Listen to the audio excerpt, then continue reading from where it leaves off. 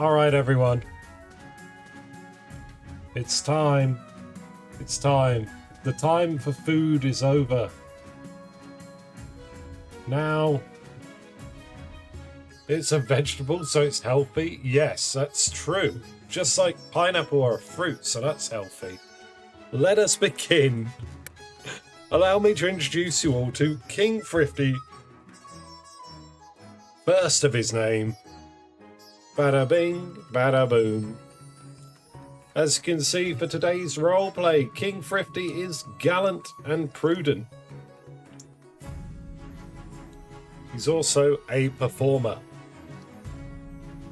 We are naturally going to be going for a military ambition initially, and should our military ambition fail, we will deviate to a farming ambition. For those of you that are clued in, change the text, I'll do that in a moment. For those of you that are clued in, this means, should military be successful, should we follow a military ambition, we will be invading Ashmead today.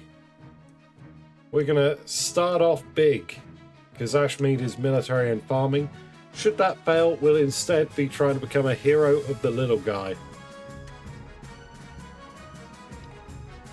Our word is worth our weight in gold, and we will try to never break a promise.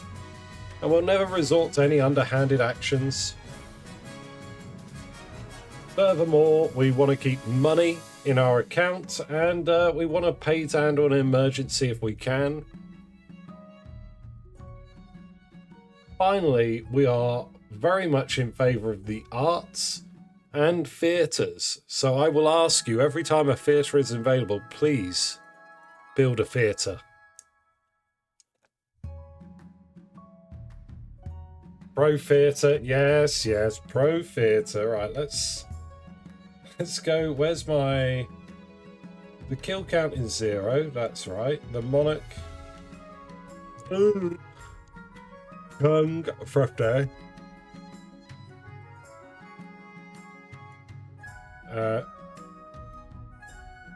Hold up. I see it. I've got it. King Thrifty first. The minstrel. Is that how you spell minstrel? Maybe. We live in hope. The minstrel king. There we go. King Thrifty, truly the best name. Yeah. You can count on me. Thank you, Ephra. Alright, so we are going to start. If you are listening in and yet to join, now is the time if you want to join and pick where you're going to be. I'm going to do a final countdown. 10 through to 1, and then I'm going to click begin the game, and you'll be locked in. If you want to change, now's the time.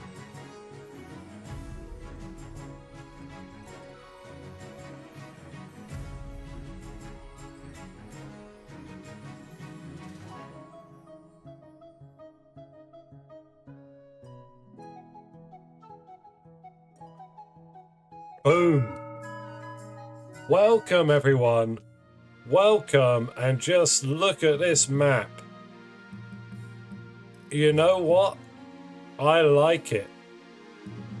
I really do. It's pretty good.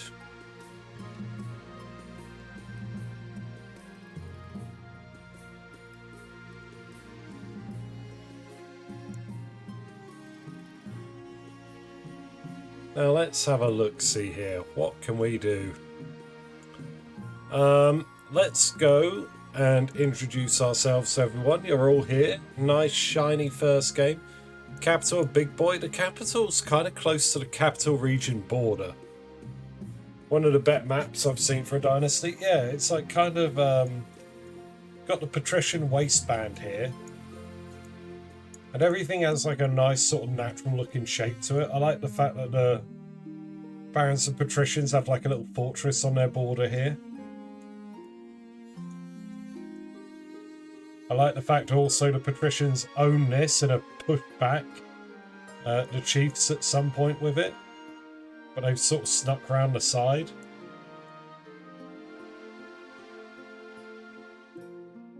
Yeah, it's pretty good, isn't it? Coast makes sense at least for you. Yeah, because they got both coasts, right? Usually it's the case. When the game has... Oh, hello, Advisor. Welcome on in. It's when you have the March and the South in together that the game can get a bit funky. Yeah, the North is in the East. That's true. This is not bad. This is pretty good. Pretty good.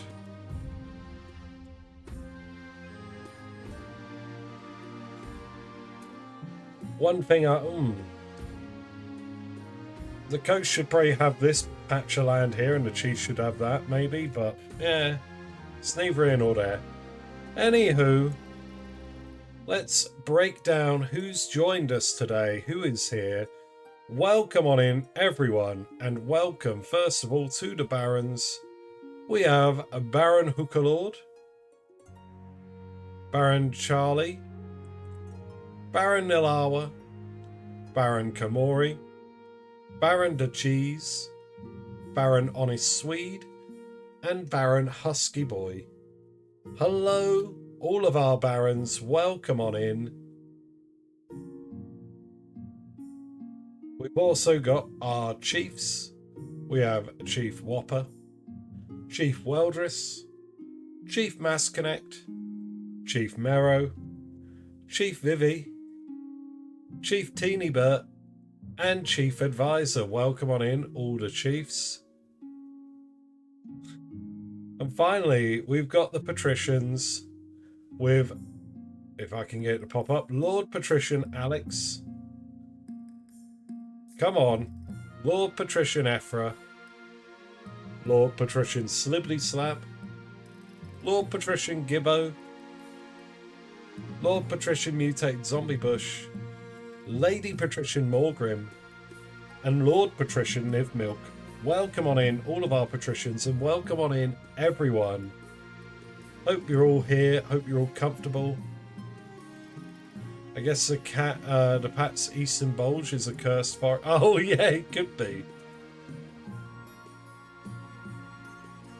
Outside profile is fit for coinage. Okay. Yeah.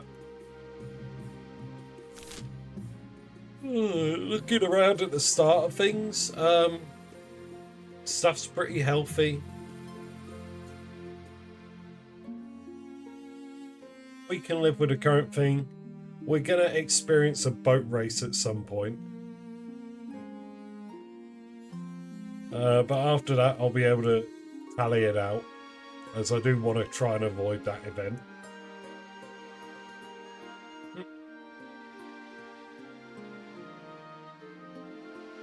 Might need to tip a few lords into the sea to get their lady on the bed. Oh, what for the, yeah, a lot of barons and no baronesses or barons. But you can roleplay someone that goes mountain climbing. There's no worry about that. But yes, let's begin. Let us begin with the path to victory. Your Majesty. When you die, how do you hope the kingdom will remember you? Of course, I am going to be a conqueror. A warrior king is sure to be remembered fondly if he wins more battles than he loses.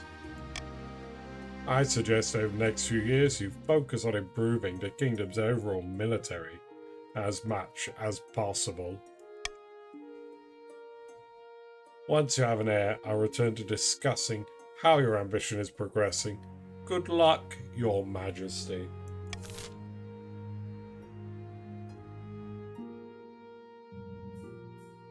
North has the lowest over... Yeah, they do, but that's because their faith is 0. Because they're filthy heathens.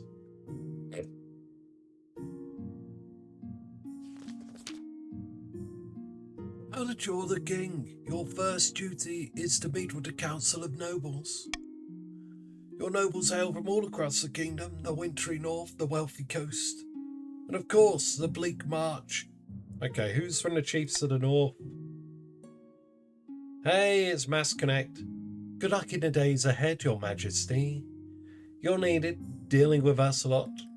Who have we got from the patricians? A pleasure, Your Serene Highness.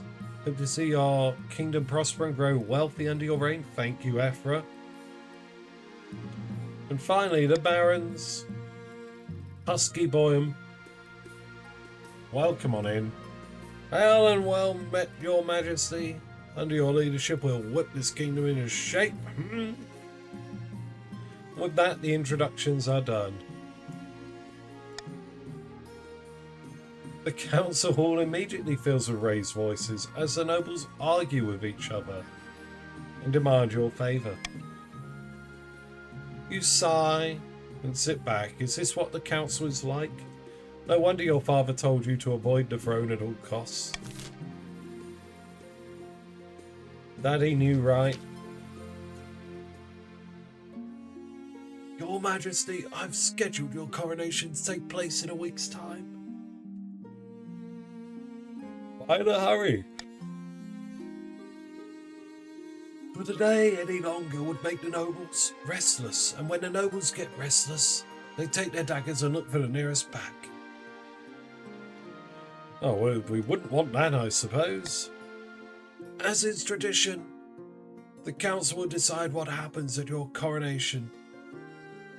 Alright, let's get it over with then. Shall we call the nobles in? Okay, what have we got?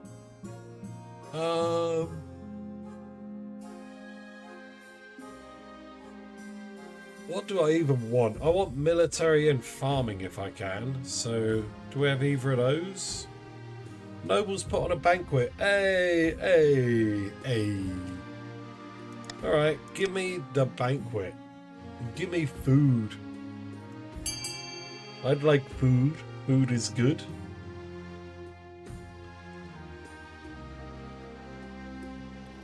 Oh.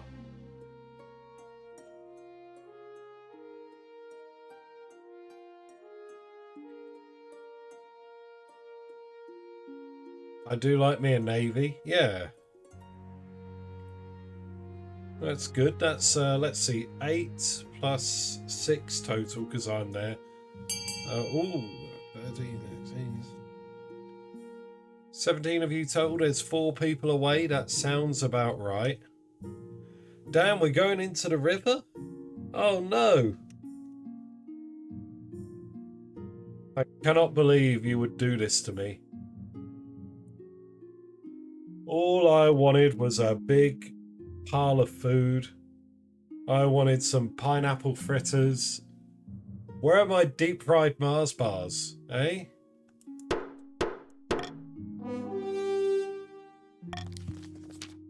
Terrible. Tragic. It's decided the king will be thrown into the river. Yikes, okay. Nobles pick you up and carry you out to the Treadwater River, hurtling you into the shallow water with a cheer. When you climb back up the bank, soaking wet, the Chancellor steps forward and places a crown upon your head. Is it your imagination, or are some of the nobles stifling a giggle?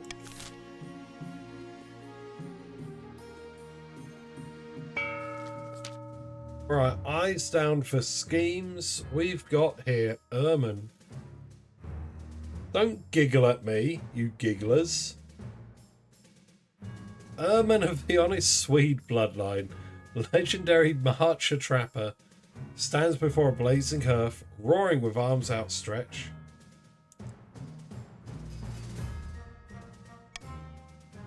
When are the barons of the march back down from a fight? Never! I know you'll do whatever it takes to put me, your rightful monarch, on the throne. Okay. What scheme should the barons pursue to put their preferred claimant, Erman, on the throne? Will they A. engage in subterfuge, B. start an uprising, or C. modernise? With subterfuge, you'll be trying to supplant my council. With uprising, you'll be inciting a peasant revolt. And with modernization, you're going to try and strong arm yourself as the predominant military in the nation.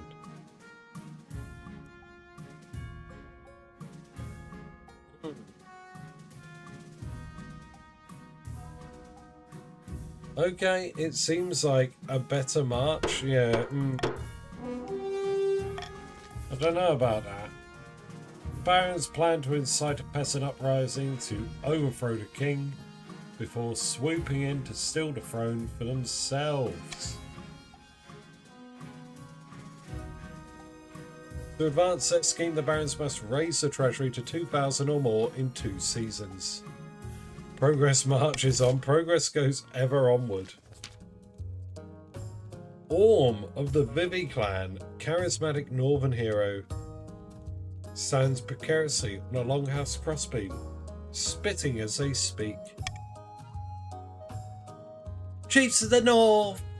We all know I should be on the throne, not this imposter King Thrifty. How do we make that happen? Okay, Orm. Alright. The deal is Prophecy, Ragnarok, or Hornblower. All 3 of the unique chief schemes.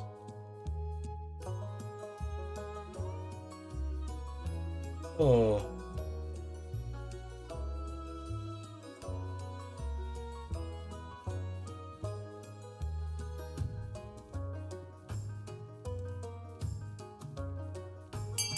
Ragnarok, it's gonna be the end of the world already.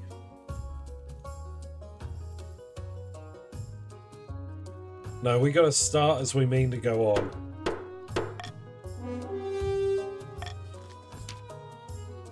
The chiefs plan to make an alliance with the ice giants to take over the kingdom.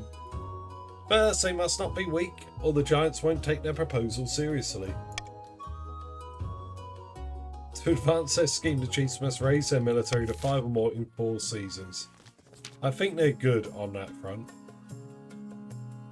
Octavius of the mutated zombie bush family, charismatic business mogul, squibbling with a well-used quill on a hardwood desk, explains in measured prose. Fellow patricians of the coast, my claim to the throne is far more legitimate than that of King Thrifty. Something must be done. Oh, Shadow Moon, welcome on in. You're in the Barons. We got a Baron Shadow Moon. Welcome on in.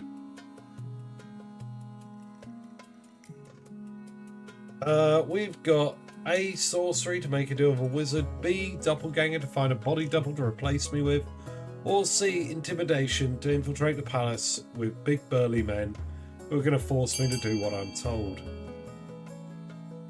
Oh my god, the patricians are already gambling. They already want a coin toss.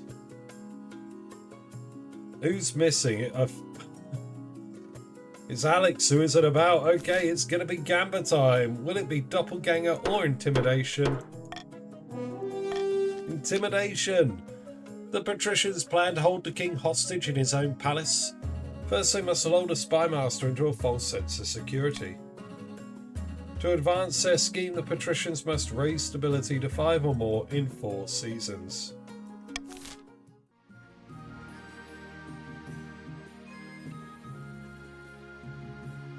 Pretty rough, not gonna lie.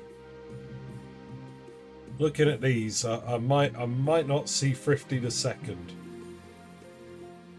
Alright, Ermin, a false pretender in the march, pursuing the uprising scheme. Initially, the barons are going to want to raise the treasury to at least 2,000 in 2 seasons.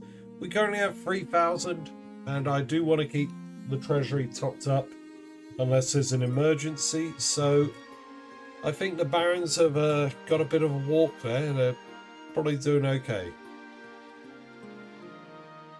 Secondly, we got Orm, our distant cousin, in the north. With the chiefs, they are pursuing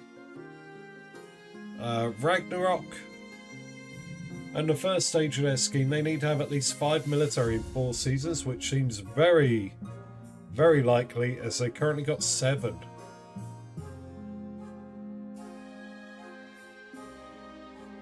Finally, Octavius the False Pretender.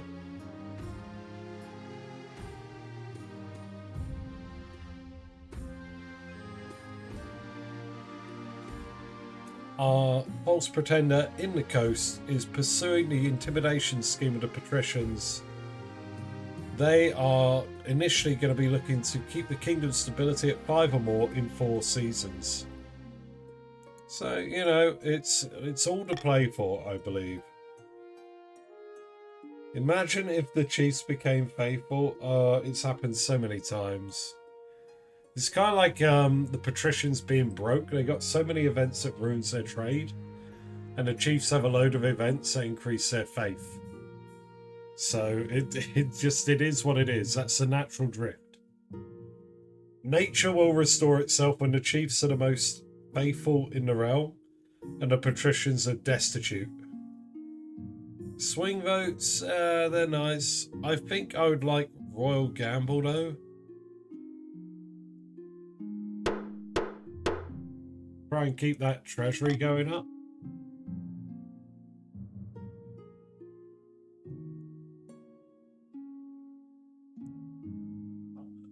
Alright, need for horses, a new plague, the honor guard. Okay, let's start with a need for horses. Shadow Moon, hello.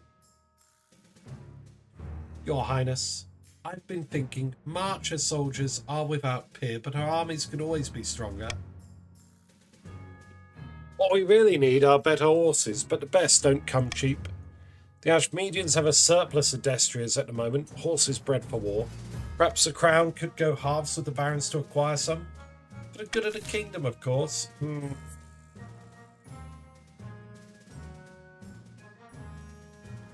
Trouble is, Uma Masume, no, this is a lot of money. A lot of money, and it's not really an emergency. So I'm not going to spend the cash. We can try and breed our own. Yeah.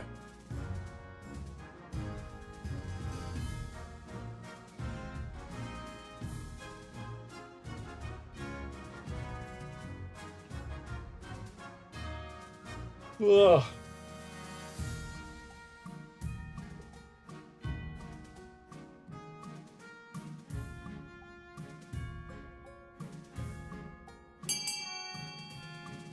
Alright, 13 is a winning vote, if ever there was one. The barons get to work learning everything they can about horse husbandry and the best breeding techniques. Hopefully you will see positive results by the next fowling season.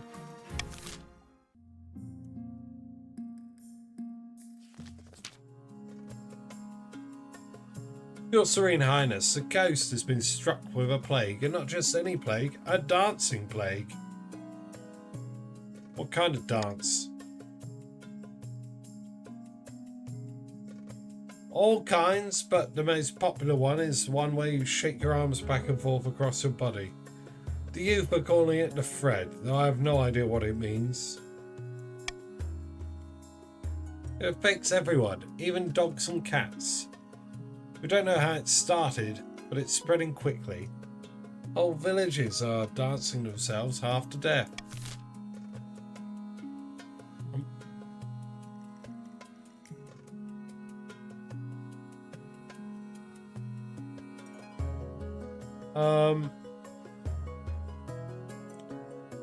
Let it be.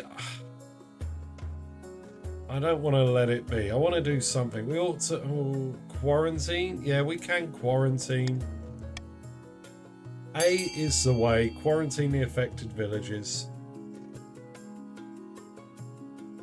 We need a quarantine.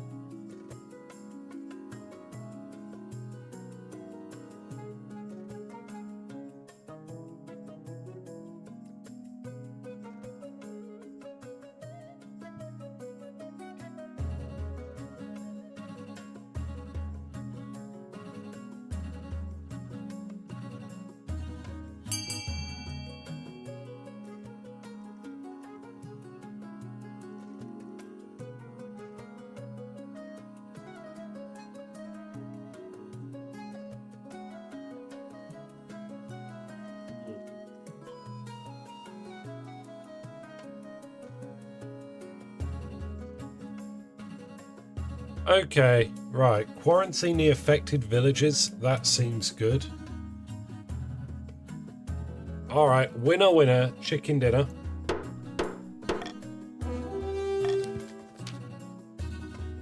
Though this move seems drastic to some, it's the only way to be sure this plague does not become a serious problem. The patricians agree to enforce your quarantine.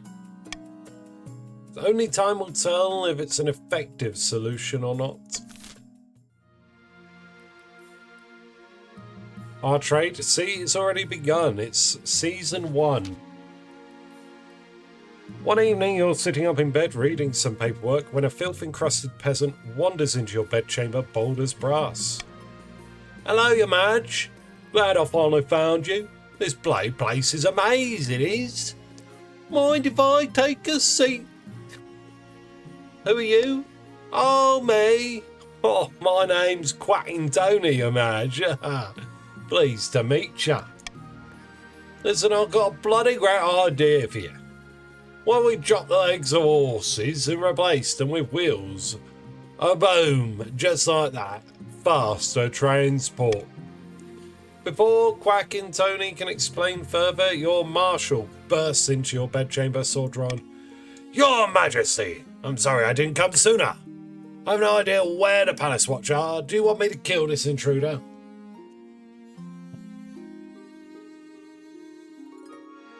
Oh, Godako, welcome on in. Isn't that animal cruelty? I would think so. Hey, Baroness Godako, welcome on in. Welcome to the Barons. I see his smartness. Yeah, no. I don't know about that. I reckon, right? Would I murder him? Quack him off? I'd just kick him out. Quack him off.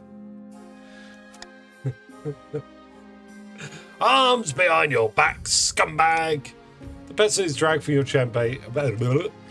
The peasant is dragged from your bedchamber, still babbling about horse wheels. When the marshal returns, she looks grim. If one thing's clear from this mess, it's that you need an honor guard who can actually keep you safe. Not like the perfect watch. Think carefully, Your Majesty, these guards' loyalties will be divided between you and their region. Of course, you could just hire foreign mercenaries. They'd be Lord of Coin above all. Not my gold, ship you not? No.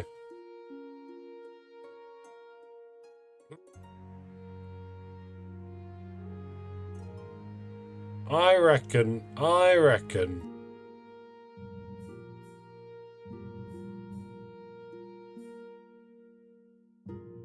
Who would I take? I didn't really think this far ahead. I'm guessing... Gallant. Prudent, put on a show. You know what? I think it's the Coastal Gladiators.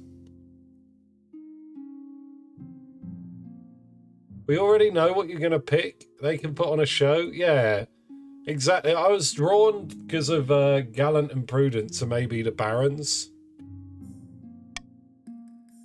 But I think Coastal Gladiators overlap enough. I will make the arrangements at once. The gladiators arrive a few weeks later.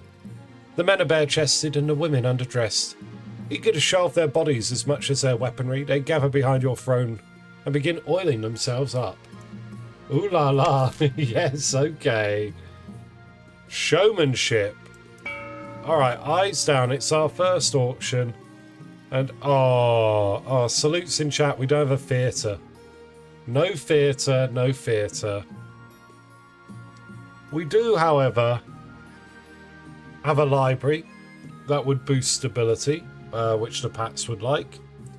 And we have a fortress, D, that'll boost military, that both the chiefs and myself would like.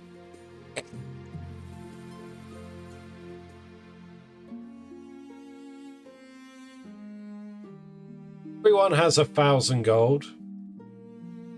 We're going to start the auction now. Type !fund followed by the letter of the item you would like to fund, followed by the amount of money you'd like to fund it with. Top 2 items will be built at the end of the auction.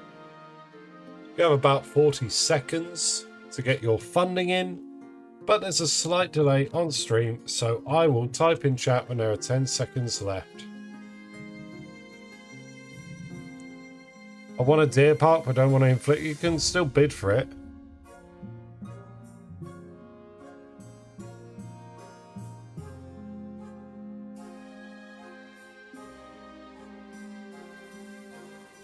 Nice to see a healthy split around. All right. 10 seconds. Go, go, go, go, go, go, go. It's over probably by the time you hear this.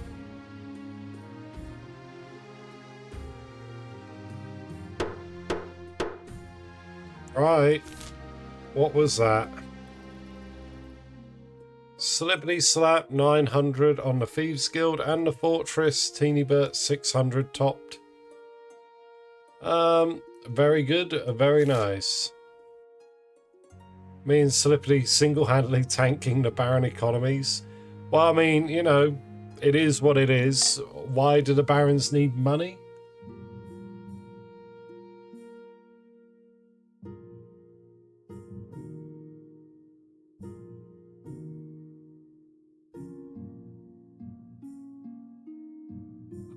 Let's see, a spot, just a little spot. Oh wait, putting on a show? This is me. Literally me, let's go.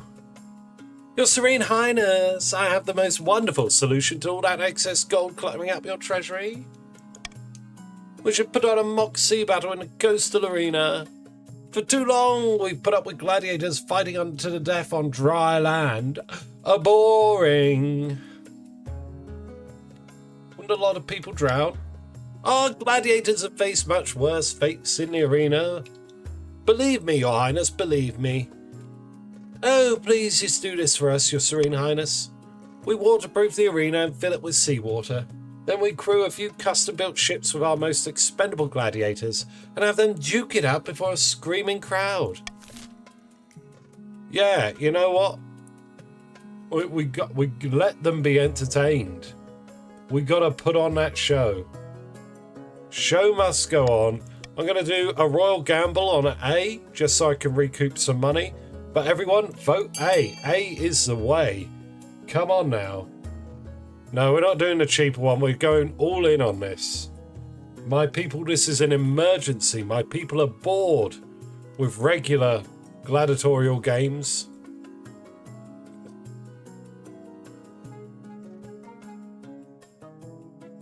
Oh, look at that. That is fantastic.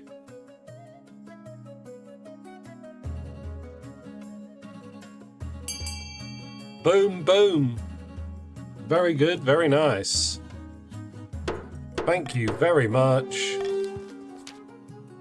Oh, excellent. I shall make the arrangements at once. A few weeks later, the mock sea battle is held in Phalassus. You watch from the royal box. Two ships battling each other, tossed on artificial waves.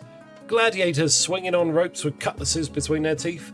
A naked spectator swimming across the arena and getting eaten by a shark. This show has everything you'd hope for and more. A few competitors drown, of course, but that's what they signed up for. The show attracts tourists from across the kingdom and inspires a wave of patriotic peasants to join the coastal navy. A grand success. Look at that. We are big. Stonks. Arrows go up. It can only be good. Hello, Weldris. Your greatness. I'm stunned, outraged, and incensed. I've been summoned to trial by the Inquisition on some nonsense, fabricated charge.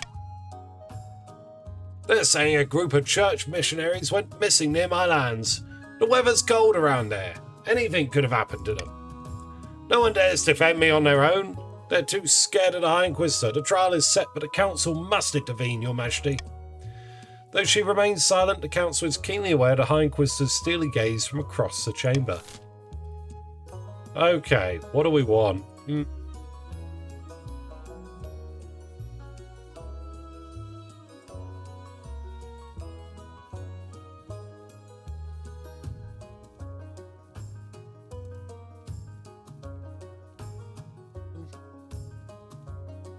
You know what? I don't think I'm too good. Maybe search for a witness?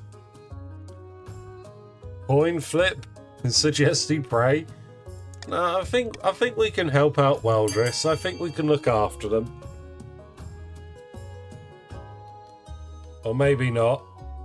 I'm sorry, Weldris, I'm with you on this, but it appears the council have decided you should take up prayer. It's not good, is it? It's not great. The barons have decided that faith is the way. Oh wait, no? Okay, you know, if we get another 3 or 4 votes, we might be able to turn it, and immediately raise the 9th and you'll be fine. Yeah, okay, well, I did my best. Hey, Vitamin, welcome on in. Where have you been placed? There you are. You're in with the Chiefs. Thank you for joining. Suggest he pray for a good outcome. Let's find out. Oh.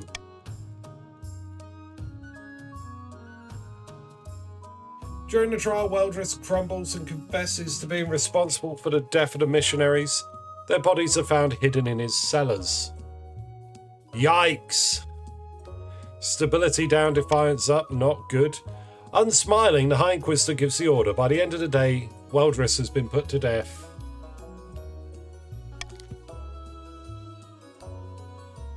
Weldris! Salutes, I'm sorry. I hope you weren't too attached to your RP. But Weldris I has died. You will be taking over Weldris II. Salute, salute, salute, everyone. God bless, Godspeed. You're rolling up. Let's get the nobles thing up, and I'll put up the kill count. The first kill of the dynasty. I did my best. I did my best. Can't blame me. All barons voted for C. I know. I know.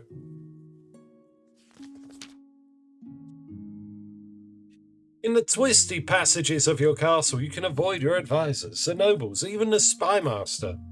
But there's one person you can't avoid. Your mother. Why haven't you found a spouse yet? It's been almost a year. Oh, I've been busy, Mother.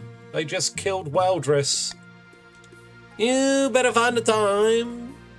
Don't worry, I've taken the liberty of finding eligible candidates. What is your preference? Men, women, or do you not mind? Women, Mum. Women. Don't worry, I like women. Excellent, excellent. I'll send out messages to the most influential noble families in the kingdom. Let's see what they have to offer. Okay. Yes, Mum. Holy crap. Okay, that's... I didn't even realise 2 of the schemes are stalled. Somewhere in the march, a group of barons are touring Baron Kamori's impressive trophy room. Once the tour is over, a bottle of brandy is uncorked. The barons settle down for some light treason as a treat. It's not enough. The common folk couldn't care less about the king or his hoarded wealth. How are we supposed to incite an uprising in this climate? Yeah, I love the Queen Mum not knowing what her son's into. or her child. Anything. Like, that's such a great little touch, isn't it? We should start by ensuring the king actually has some wealth to flaunt. Yeah, give me some money. A shame the king seems determined to be destitute.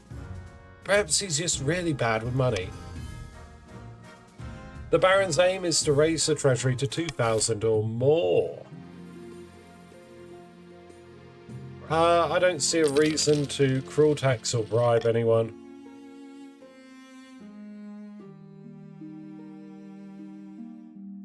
Oh. Right, we'll start with the treasure hoard and then at a city in flames. We want to rebuild that city, right? Your Majesty, I've received a letter from Chief Teenybert. There's trouble a-brewing. Oh no! What's happening with Teeny? It's serious, an insurrection. It all started when the peasants got hungry. Wait, what? Have I seen this before? They've surrounded Chief Teenybert's longhouse and have demanded she give up her riches.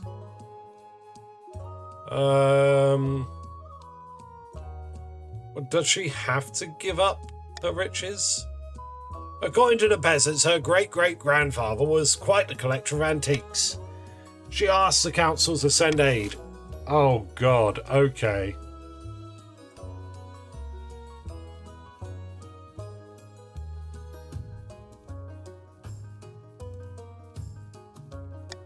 We can pay on Teeny's behalf, or we can send in the military.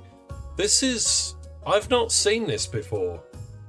Is this one of the bugged events? Soldiers, please. Teeny would prefer soldiers.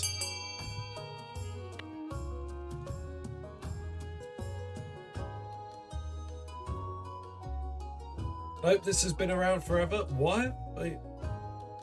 Am I brain dead? Why does it feel like I've never seen it?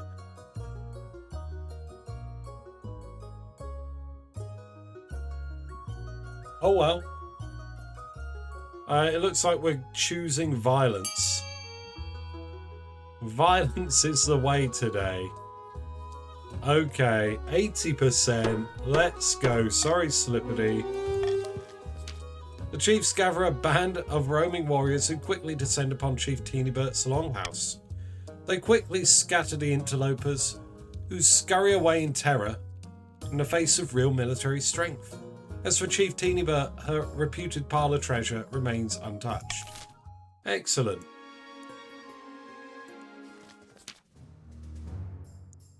My liege, there's been a terrible fire in the city of Lagens.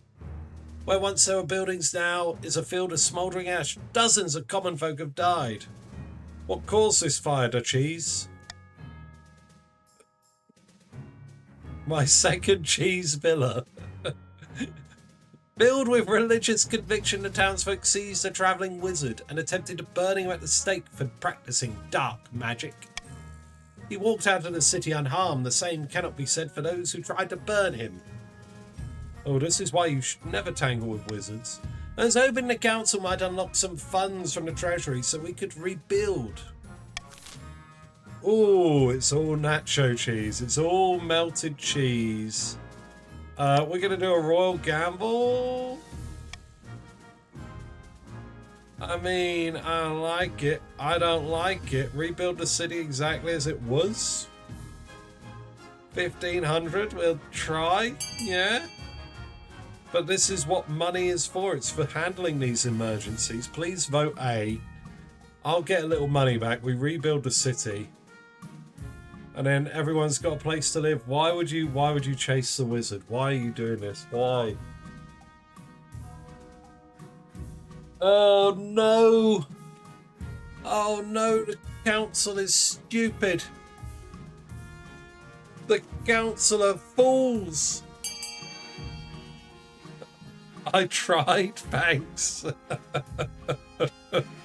Oh no! Oh no! It's the meme of the tired-looking adult with the scatty kids, like in the little kid leashes, like squatting down, ready to do mischief. King Thrifty and the council, just like, we're gonna go fight a wizard. No, no, no, council, no. Why would you do this? A wizard named Gordius is deemed responsible for the fire. You send a squad of soldiers to arrest him and bring him in for questioning. There we are. That's what we get for that. Your soldiers are found a week later scattered around a field, reduced to bone and ash. The superstitious townsfolk whisper that wizards are above the law, above God and king. Meanwhile, the barons who bear the costs of rebuilding grumble as the money would have been more appreciated than your ham-fisted attempts at justice. You voted for this! You did! You don't get to be grumpy! You wanted this! This is what you wanted. Gadzooks, what's the point of having a king in the first place? Get out of here. No more council. Alright? Listen. You start voting the way I want you to. And we'll never have a problem like this again. Local baron punches self in face, blames the monarch. Sees the king. God damn. Oh. I've found 3 potential matches for you. 1 eligible young woman from each of the kingdom's 3 regions. Choose wisely, you'll be securing a powerful alliance. Alright, what do we want? What do we want? What do we want? Why am I brain dead? There we go. We sorry. It was us. We sorry. Thank you to Cheese. Thank you. Sorry for flying off the handlebars. I got a little too into it, didn't I? But, well, let's see. We want someone that's good with the arts. Oh, we might actually want someone to try to run away with the circus if that shows up. Someone that's decent with money. Looks after the peasants, knows how to fight. That was a show? Yeah.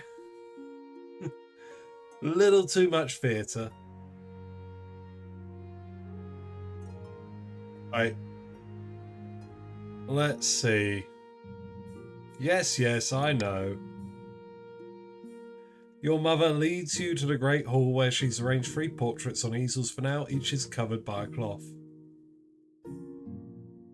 Wait, I don't even get to meet them? Oh no, let's see them, let's see them. She whisked away the cloth from the first portrait. Let's see. This is Hilda, firstborn daughter of the Northern Vitamin G clan. Typical Northern lass. Big, brawny and honest, same way an acts her face is honest. Even amongst the Northerners, she's made something of a name of herself as a fearsome warrior. She's an incredibly driven person by all accounts, gets up at the crack of dawn each morning, goes for a swim in a frozen lake.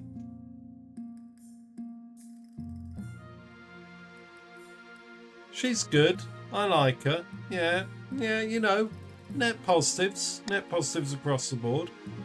From the ghost, we have Camilla, a wealthy heiress to Lord Patrician Alex's estate. I mean, just look at her. She's gorgeous, and apparently she's got a silver tongue too. Her interests are typical of the coast. Money, money, money, and making more of it. The common folk call her a skinflint, though, and worse things. Okay, I'm leaning towards the chief, I believe. But, okay. Could be worse, but could be better. And finally, we had the Marches offering Yvette, scion of the prestigious Godako the Time Explorer bloodline. A gloomy woman, prone to sudden floods of tears. Naturally, the other barons despise her for showing such weakness. Like most barons, her great passion is hunting. No beast is safe from her crossbow. She was high up in the army training troops, but was dishonorably discharged for some reason. Everything Yvette does ends in failure. Godako, what happened? I mean, she's probably a good hunter, but the fact she's prone to collapsing in a heap and crying, and then, you know, getting kicked out of the army. Emo wife, not a good wife. What do you think? Of course, by picking a candidate, you'll anger the other regions, but you'll gain a lifelong alliance. Okay, I know, I've made it. It's going to be Hilda the North. She's best with someone else. Excellent, I'll make the arrangements. Thank you. There we go.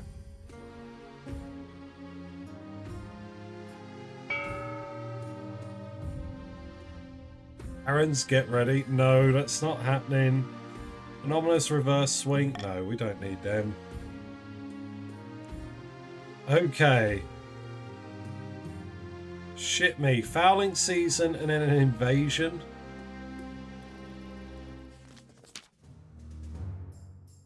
Great news!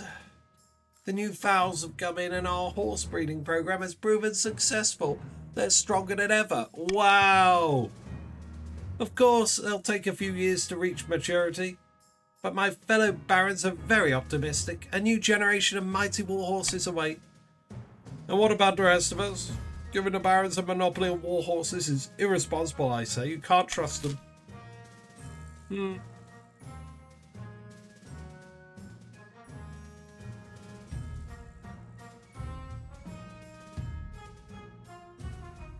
I mean, I'm tempted to say D, because screw you. Free? Ugh. No. Here's the deal. Nobody gets it for free. You can pay the barons a good bit of money. I'm not going to force you to give free horses. What do you think this is, eh? No such thing as a free lunch. No such thing as a free horse. No, you can pay for a horse, and then if you pay for a horse, you can look it in the mouth. Very important.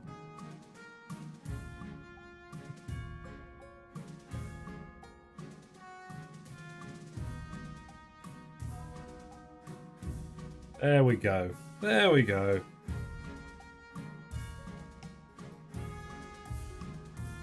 These are my Uma Musume. Well, you're selling them off to the highest bidder. Need horses for my marine cavalry. It's a horse on a boat. Alright, 11 is a winning vote, I think. Add quote, if you pay for a horse you can look it in the mouth. Yeah, there you go. I don't have a quote though. I don't have the quotes thing.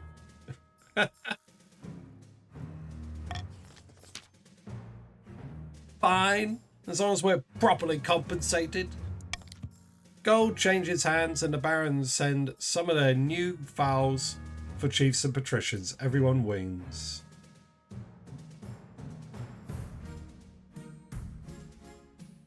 Horse in a boat, in an arena, on a boat. It's true. We're horseception. Horses everywhere. Everyone gets money. Now we got an invasion, apparently. Your august majesty, we're being overrun. Yes, Alex. Not by sword or spear, mind you, but by lampreys. Particular virulent breed of Saulish sea lampreys, to be precise. They must have been introduced by a careless trader, but now they're feasting on local fish and there's no natural predators to stop them. The council must do something.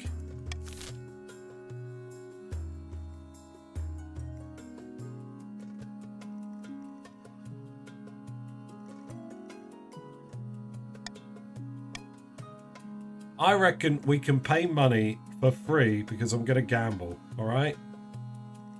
A is the way. You know, how do you deal with one invasive species? You just get another species to also invade, and that restores balance, right? Royal gamble on A. We can do it for free. Why not? We're gonna import dire lampreys or killer whales.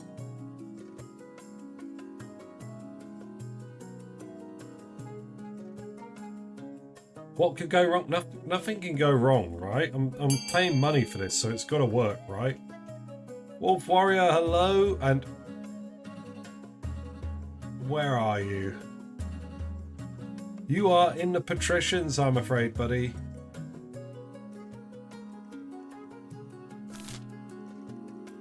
Oh dear. Well, there we go. God damn it. Yeah, there you are.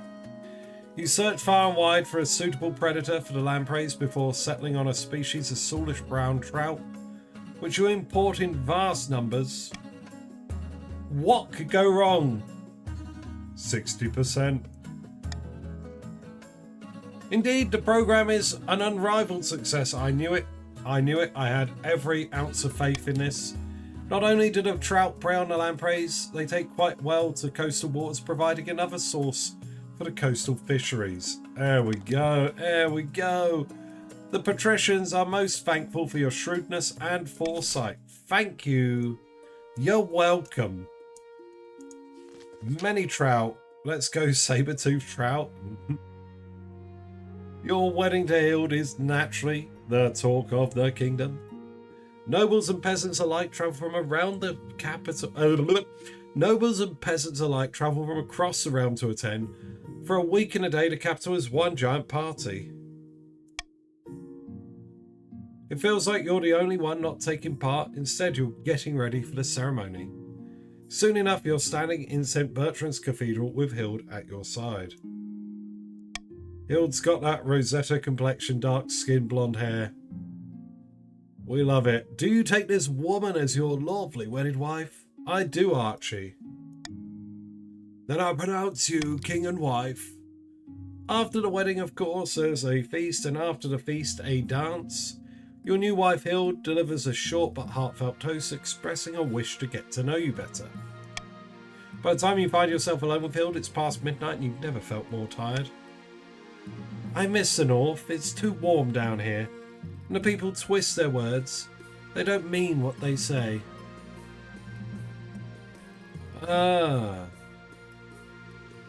It's not so bad down here. Really? Everyone down here speaks in circles, insulting each other, without really insulting each other.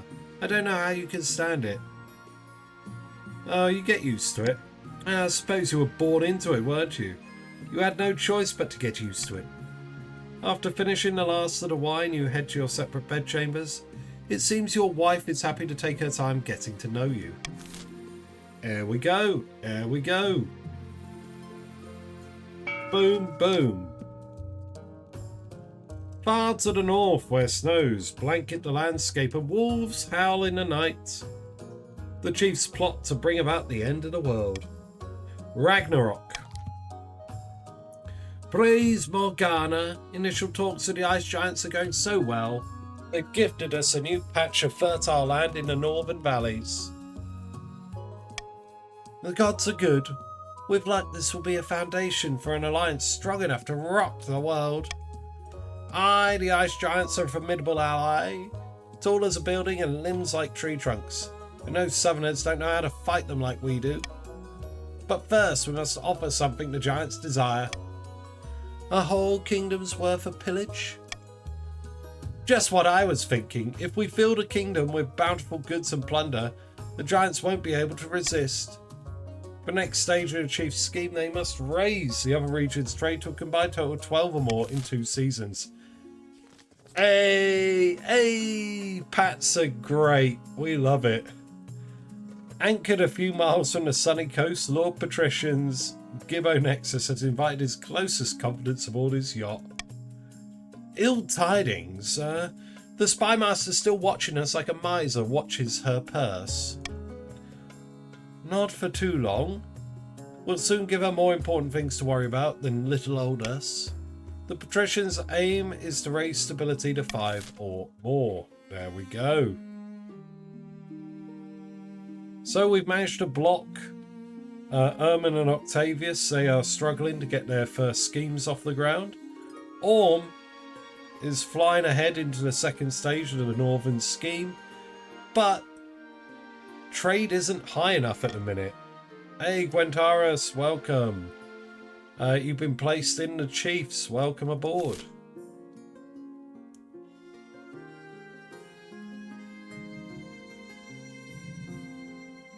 Now then, let's see. We have the quarantine continues. Your Serene Highness, you will call the quarantine you ordered to deal with the dancing plague. It's been many months since anyone last entered or left the affected area. We think the plague may have run its course. We ask your permission to lift the quarantine. Ooh.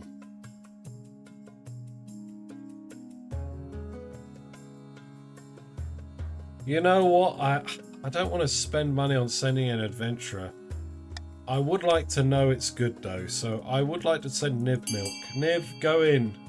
I'll go alone? Excellent. I'm glad you volunteered.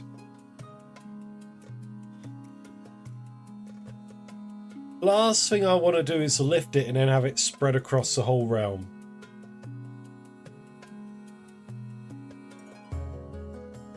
Oh, what's up, Gwentaris? Have you opened it? Oh yeah, so they changed the port like ages back, a few months back, that it uses.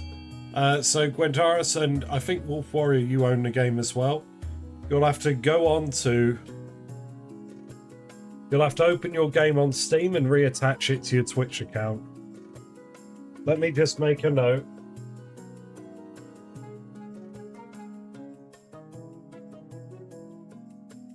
When trust...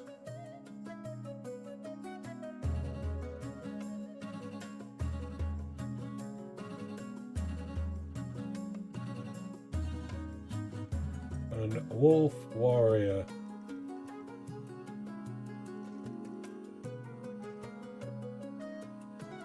Oh, Niv Milk is just about going. Yeah, you'll have to reset it up.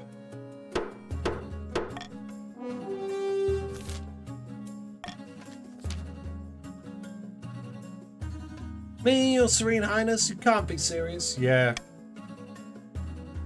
Despite Niv Milk's protests, the King's word is final. He is sent into the quarantine zone.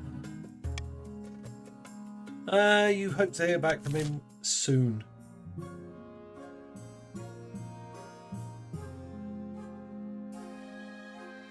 Alright, we've now got, let's see. Blood money we should do first.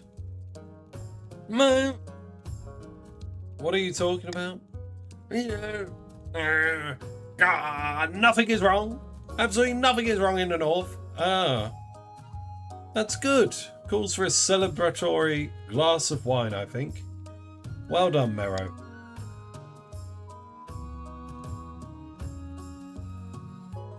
There's definitely not an old witch that lives at the border of my lands, and I definitely haven't been having money troubles. And most importantly, she didn't offer me a fortune in exchange for a drop of my blood, an offer which I absolutely didn't accept.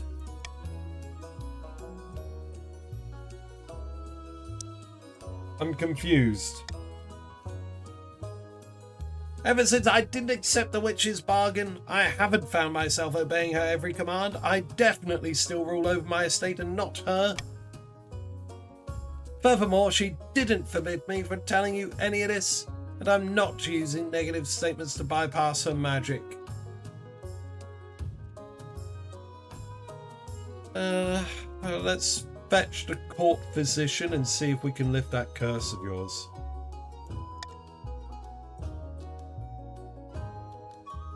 No, we sent you off to look at it. You'll be back next season, I believe, Niv Milk.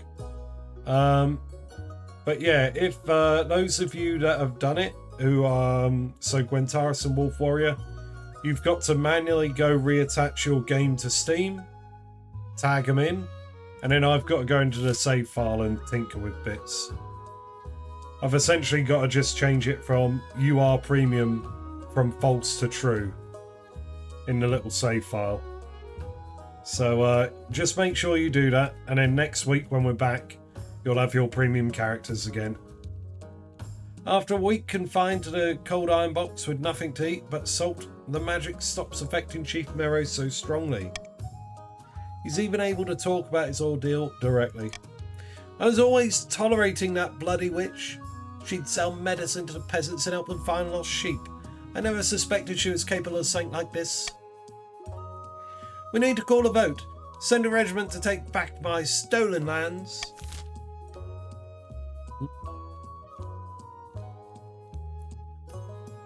You know what it's about. You know what it's about.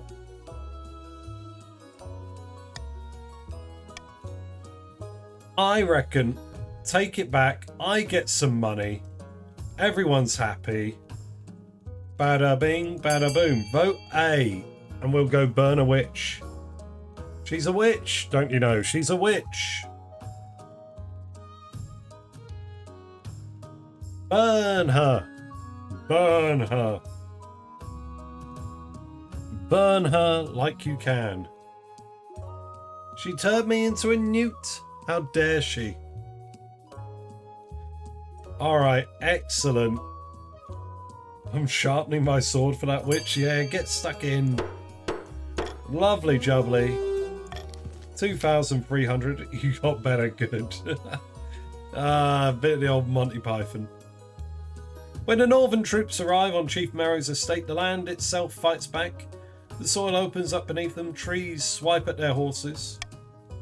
But they fight their way through with minimal losses. The witch tries to escape, but she's caught by sentries posted around the perimeter. That evening, the witch is burned in the town square as the peasants watch in silence. Chief Merrow is pathetically grateful for the return of his ancestral home. But the fields are never again as bountiful as they were under the witch's reign.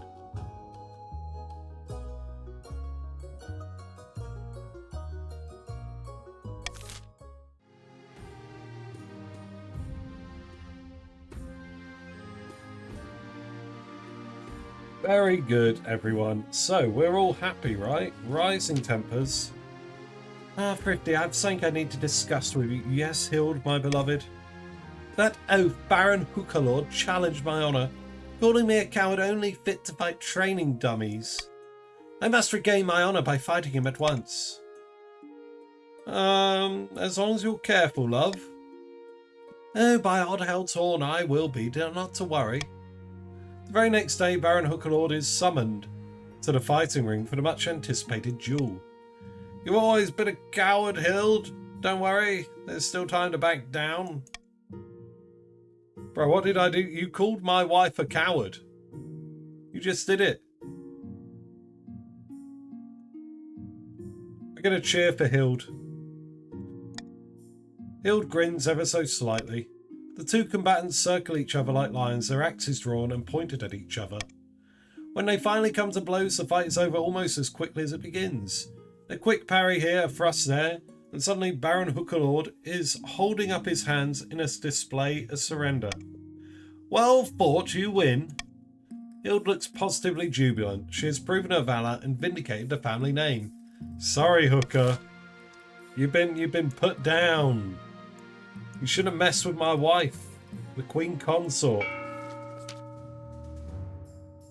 Baron Komori Kitsune is hosting yet another tour of his trophy room.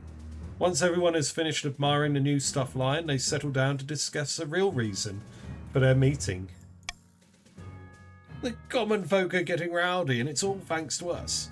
Now they know how much wealth the king's hiding, they're itching to get rid of him. Careful we don't get them too riled up, mind you, or they'll start asking questions about our wealth as well. Yes, now it's time to incite some real chaos. Show them that King Thrifty is not only greedy, he's utterly incompetent too. For the next stage of their scheme, the barons must lower stability to 4 or less in 4 seasons. Well, listen, patricians, it's time to get those stability up. Barons want to keep it down. Auction time. Barons will want A, the prison, to lower stability. Patricians want F, the library, to raise it. There is no theatre. No theatre. I am a theatre enthusiast without a theatre.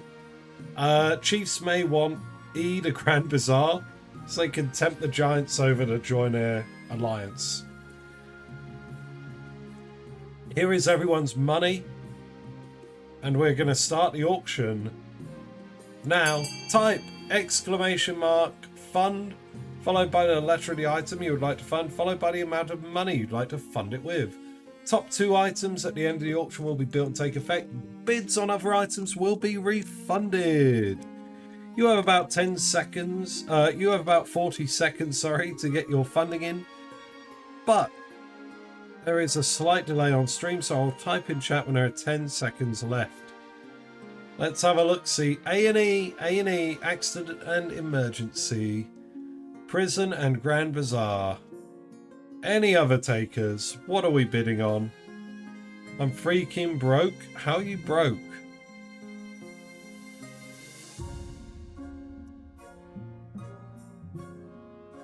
Boom! 10 seconds, go!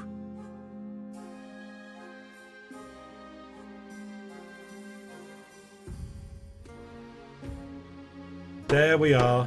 Not broken, just cheap. Oh, okay. Just uptight. What do we got? Stability went down, trade went up. This is fantastic. Absolutely what we wanted, right?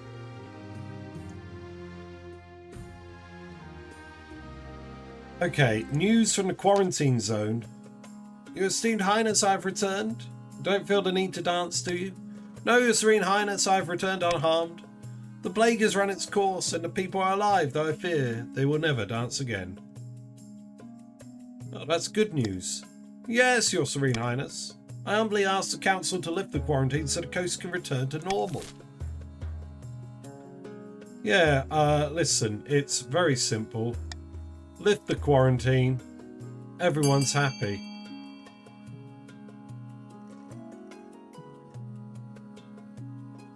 There's no reason to keep them quarantined, is there?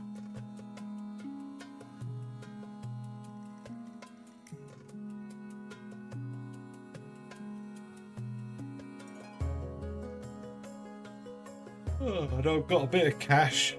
Get a bit of extra cash. A little bit of wonga. I can throw at the next problem that befalls the nation.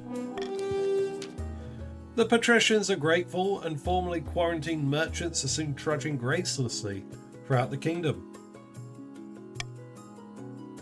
Although former dancers will never be the same, the region gradually returns to business as usual.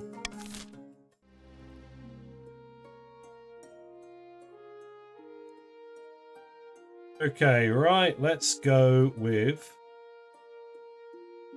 Legends Rising. Oh, it's the Ice Giants, okay. You're aware of the Ice Giants, I hope. Brutish creatures that live in the frozen waste beyond our northern borders. In a time before time, they ruled the north and kept people as slaves. The chiefs are willing to let bygones be bygones. They're forging an alliance with the giants to bring down your kingdom. Oh, well, they're nuts, aren't they? They're just crazy, crazy. Why would the chiefs do this? My intelligence suggests that the chiefs have offered up the kingdom as plunder for the giants when the time comes. It's not often I say this, but the kingdom's strong economy is a problem. Even ice giants can sense a lucrative opportunity. Can we take them in a fight? It's that difficult to determine. Perhaps the marshal could provide a more precise answer, but I would imagine not. We haven't fought the ice giants in centuries, only the chiefs know how, and they aren't likely to tell us. The two of them combined would be a formidable foe, even the most well-equipped armies.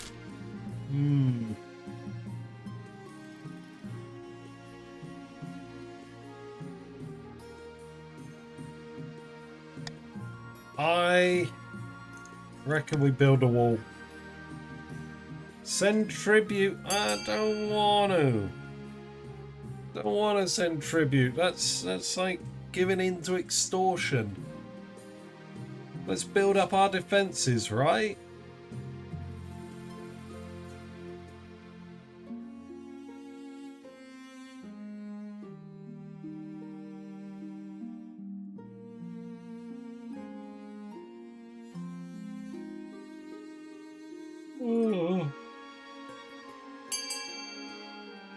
Oh, okay. Oh, God. All right. Chiefs are chomping on the bit. Did someone say call for unity? Pretty much, yeah. All right. Well, I think that's just about all of you.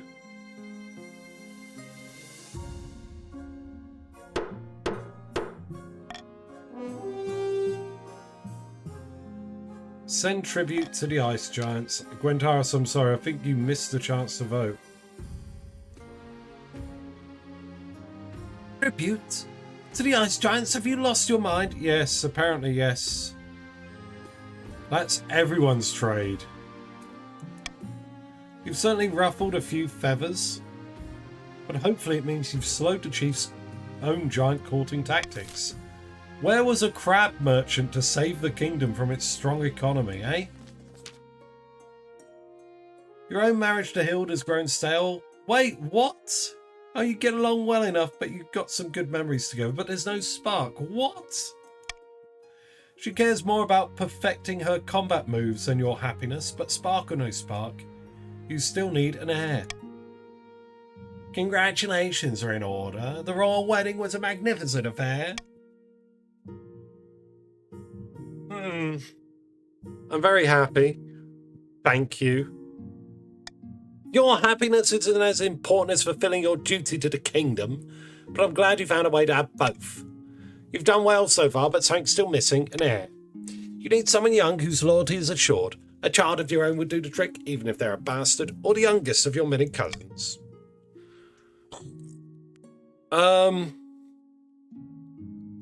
We'll make my youngest cousin my heir. Of course, an entirely sensible idea. I will make the arrangements at once. You told her it's great down here? She didn't want that? Oh, did I? No, I didn't tell her it's great. I said you just got to bear with it. Right?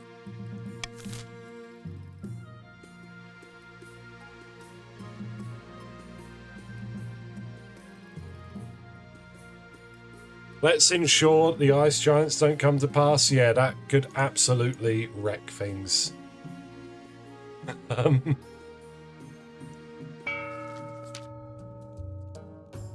Back in the north, Chief Marrow is hosting yet another feast in his clan hall. Not everyone is in the mood for celebrating, however. No developments, I'm afraid. The giants aren't willing to commit. Not yet, anyway. What's the problem? They leave their brains in their ice caves again, or are they too scared to take on a measly king? Nay, not enough plunder. We must make the other regions bigger, juicier targets. The chiefs aim to raise the other regions' combined trade to 12 or more.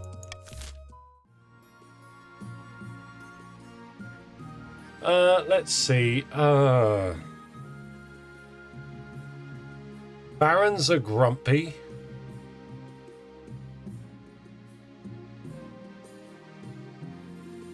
I'm going to say common all. I don't want to bribe. Rogue Golem, wild beast attacks troll in the dungeon. Oh no. Oh no. Right, Rogue Golem time it is. A Rogue Golem has crossed into our territory over the Ashmedian border, Your Majesty. This could be an exciting opportunity. Why did it cross over here? It was instructed to dig a trench, but evidently not told when to stop. It had dug 16-mile furrow through the landscape and over the border by the time we stopped it. Please, my liege, this is our chance to figure out how this golem magic works. We could even turn it against Ashmead. Your Majesty, the barons would drown their own grandmothers to gain an advantage over Ashmead, or over the chiefs and the patricians. Golems are an offence to the Ninth God, and they're dangerous. We should destroy it before it gets out of control.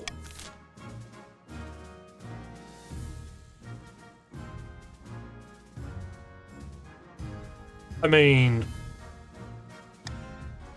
I'm gonna be real. I'm happy to add it to the army, if you're happy to add it to the army.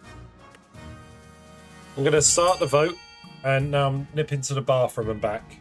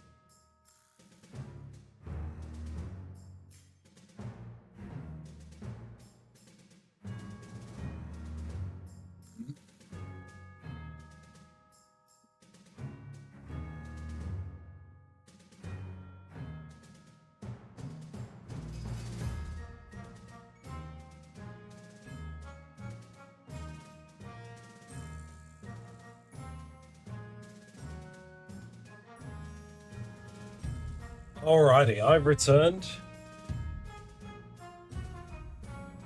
We're adding it to the army. 60%. What could go wrong? Let's go.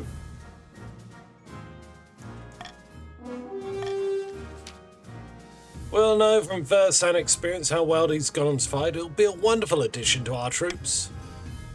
The golem lives up to its reputation. On its first test run, blades pop out of its wrists and slice a training dummy in half, as well as the wall behind it.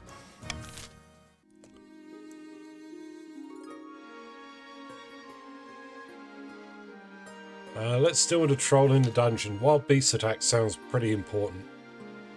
Your Majesty, the Palace Watcher reporting that there's a troll downstairs in the dungeon. Oh, what's a troll? Vile, brutish creatures. I've no idea how one got into our dungeon, but we better do something about it. I'll deal with the monster before it hurts anyone. Let me talk to the troll instead. Your Majesty, I'm not sure that's wise. You stride past her and descend into the dungeons. 2 watch officers stand guard over a troll who's snoring in the middle of an empty cell. He seems to have torn a hole in the dungeon wall.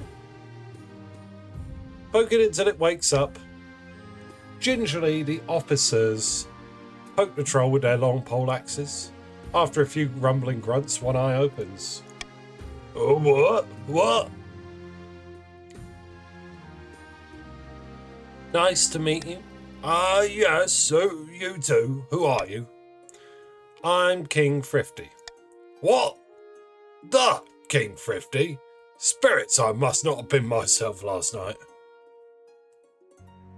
How did you get in here? I'm exiled from my people and it's been pretty cold this winter, so I wandered into the catacombs and went in search of somewhere warm. I didn't know I ended up here. Wherever here is.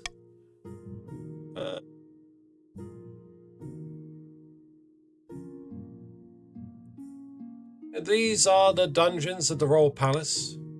You mean to say that the wall I broke belonged to you? Sorry.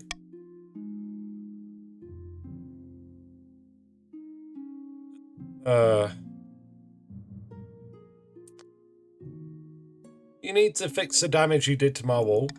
The troll sighs heavily. It sounds like a ship running aground. Yeah, I suppose I should. Yeah. Over the next few hours, the troll helps patch up the hole. Meanwhile, you retreat to your bedroom for some much-needed shut-eye. It's been a very strange evening indeed.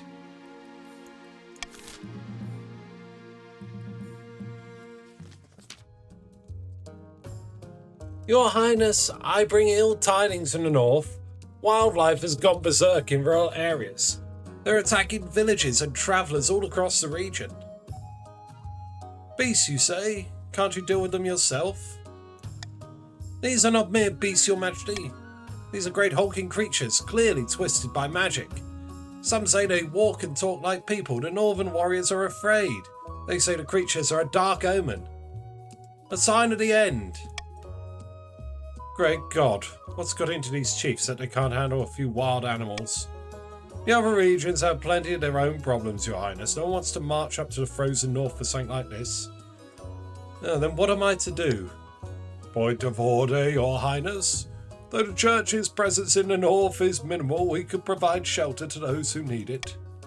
All will be welcome, whether they are adherents to the true God or not. It's the least we can do. Or, if you can afford it, send a detachment of mercenaries who aren't afraid of a few wild bears.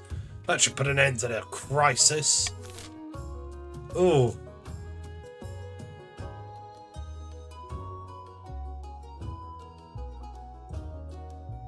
We're going to do something, whether we hire mercenaries or let them sit in a church.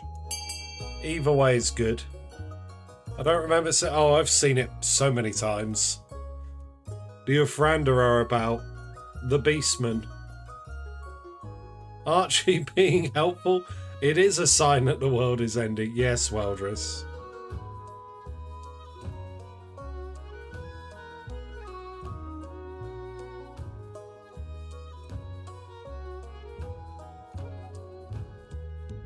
Oh my good God, look at this. That's very close. Alright, we're going to do a final countdown. If you've yet to vote and you want to influence this, now's the time.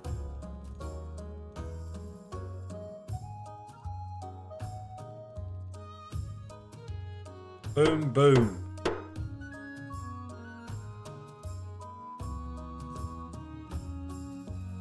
You know what? The mercenaries is the better option. I can afford them. You find a suitable company of mercenaries and send an officer of your own city watch to oversee the expedition. They return with tales of a glorious hunt and legendary northern hospitality. Chief Advisor is happy to report that the beasts have been forced back into the wilds.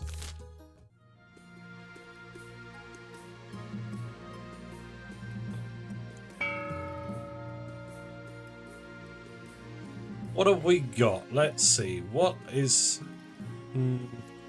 the golden choice? Could do. I mean, I kind of want call for unity.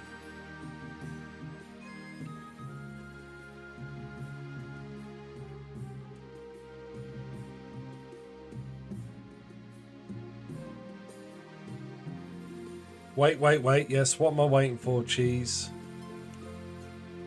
Unity from us? Well, I mean, you have been good. Golden choice? Yeah. Everyone wants golden choice, I know that, but what would I take? What is my character? We need money? No, you don't. Don't be silly. You rebel with us for not getting golden choice. We'll make your guy the king. Great punt. Great. You will never break a promise. You will never resort to underhanded actions. You like to keep funds on hand.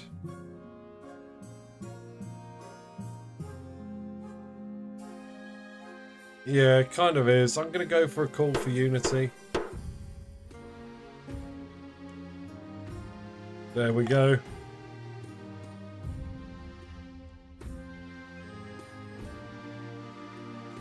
Oh dear Lord. Okay. The finest mead, a sacrifice priest, noises in the night. What's happened to a priest? Your Majesty, I bring grave news. A missionary went up to the north to bring the true faith to those pagans, but last week he was found dead on the outskirts of a remote village. May he rest in peace. Murdered? Just so, Your Majesty. And not just murdered, but sacrificed in a devilish ritual to one of their awful pagan gods. He is found draped across a stone altar with antlers embedded in his head.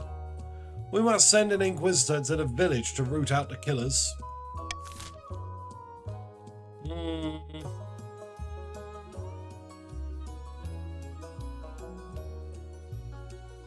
Lone inquisitor. Send forth the strongest inquisitor.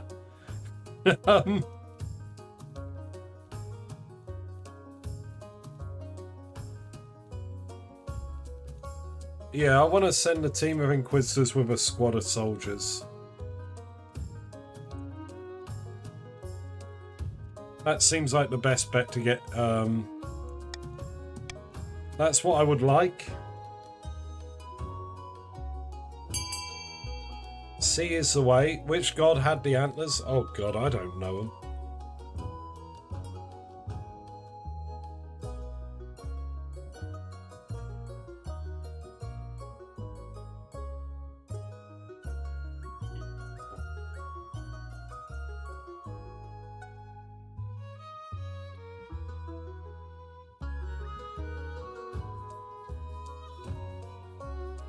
Okay, what are we looking at?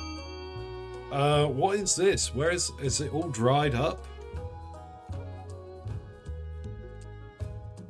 Is that? That's 11 people, 12 people, very split.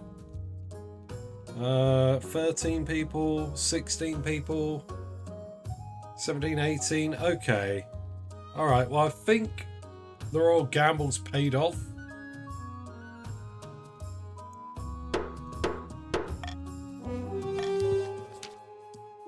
Thank you, Your Majesty. You won't regret putting your trust in me. It's an outrage, Your Majesty. We won't tolerate the presence of groundland soldiers on northern soil. A band of soldiers and inquisitors descend upon the village of Talander like locusts, Within weeks, dozens of supposed pagans have been burned in the village square. The old gods do nothing to save them. But their compatriots do. A squad of northern warriors desert their posts and march to the village to fight the Inquisitors. Hundreds on both sides are killed in the ensuing battle. This isn't going well. Oh.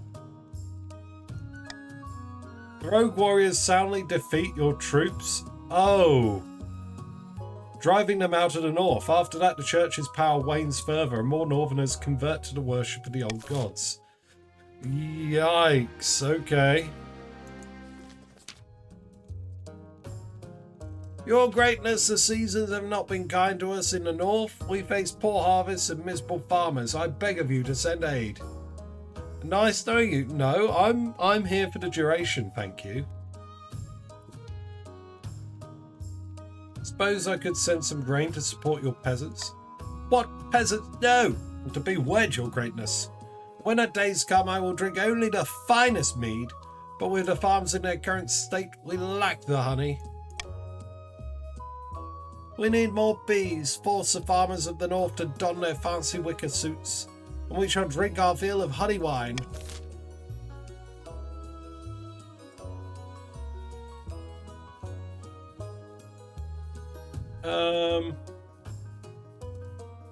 You know, I don't mind which one we do.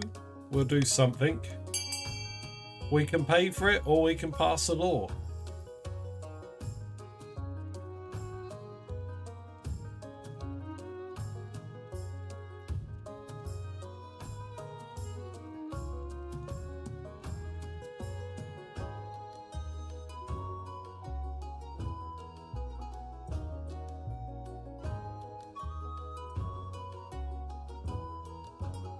Fight a battle in the north, impose a law that they must make honey. The honey wars are over. Either way, it's a sweet deal. Nice, nice. Oh, it tied? Oh. Sorry, I didn't realise people were still voting. Those were votes for A. Is Vitamin on there? No. Okay, Vitamin, sorry I cut you off. I didn't realise. We'll go with this. The North's farms are uncertain until you explain that apiarism is actually just means beekeeping. Soon the North is abuzz.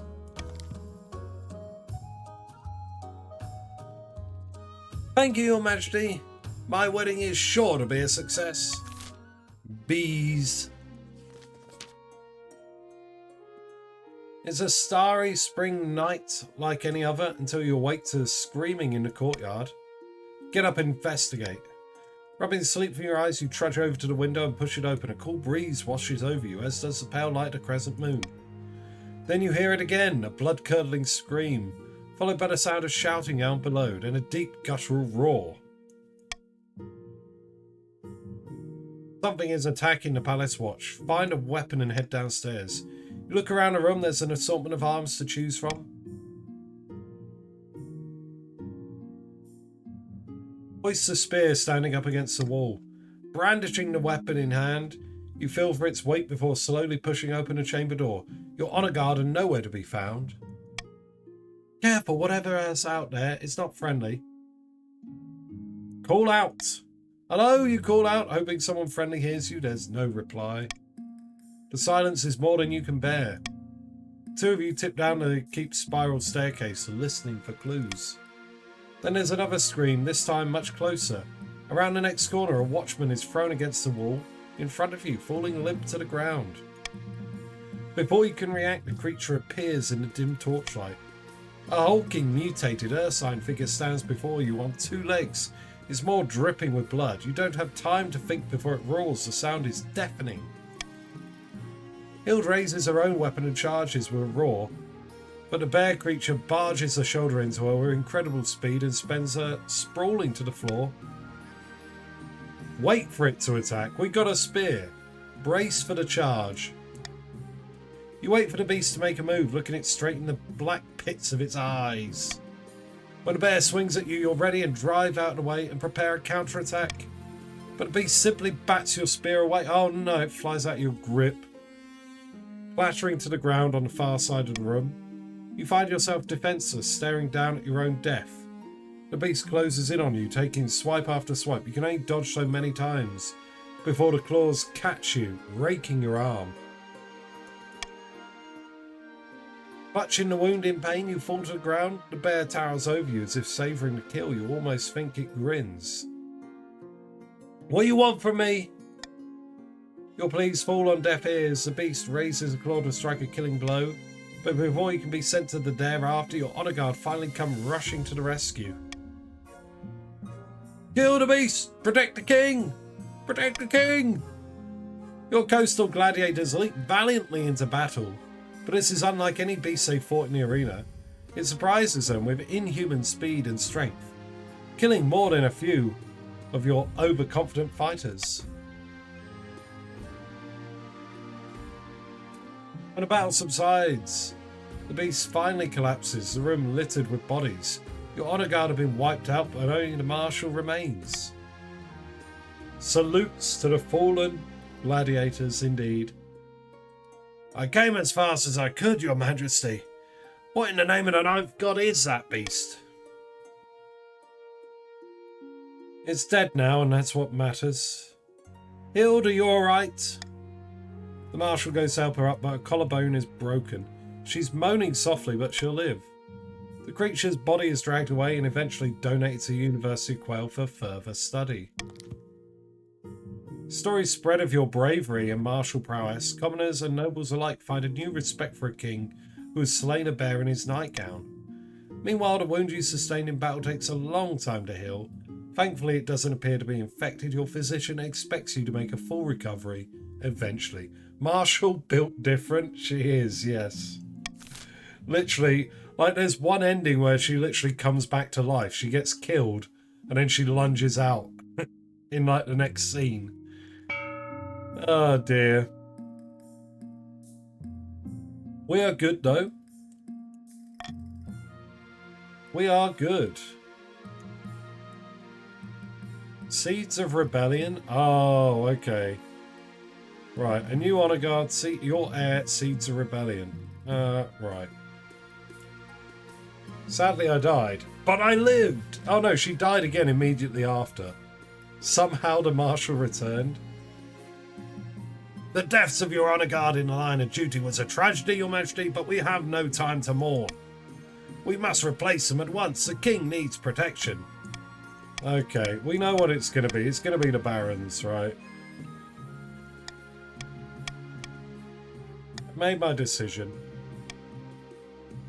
It's the veterans of the march. Very good, your majesty. I'll make the arrangements at once. The veterans arrive a few weeks later.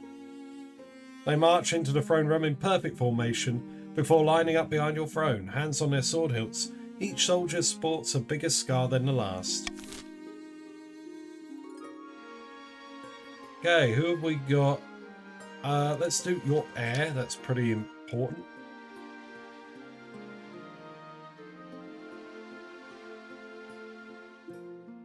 A 2. Should I die, I ask that my crown be passed down to. The council hall is filled with nervous silence. My cousin and adopted daughter. The assembled nobles break out into polite applause. By designating an heir, you cemented the stability of the kingdom. Thrifty II is here. Your greatness, may I be the first to congratulate you on adopting an heir. What is her name? Viviridia. It is none other than Thrifty II. Thank the gods, your majesty. I'm sure little Thrifty II will grow up to be a chip off the old block. Congratulations on finding an heir. Now you just need to fulfill your ambition to win the game. Expect a visit from the Spy Master soon. Ooh.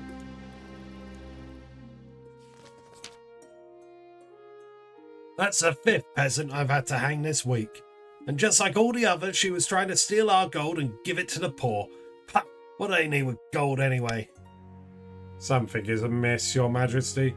Someone has been stirring up discontent among the peasantry, and I have reason to believe it's the barons. Why would the barons want to stir up trouble with the common folk? A peasant uprising is trouble if not de-escalated quickly. The barons will capitalise on the instability to install Erman as monarch. So we kill a few more. Put the fear of the ninth into them. You misunderstand. It's exactly what the barons want. It will cause chaos. Your Majesty, you must get a grip on the common folk. If the kingdom is stable, discontent will not be able to spread as easily. This will give me time to root out the conspirators. The kingdom could certainly be doing better. If things don't change soon, these protests will only get worse. Perhaps the council will aid you in this endeavour. Raise stability and you win? Wait, what? I mean...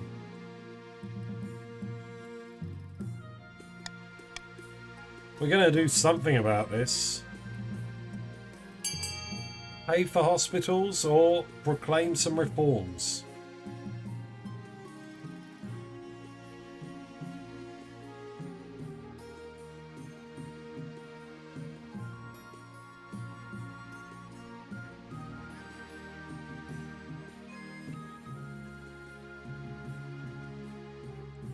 What's it going to be, everyone?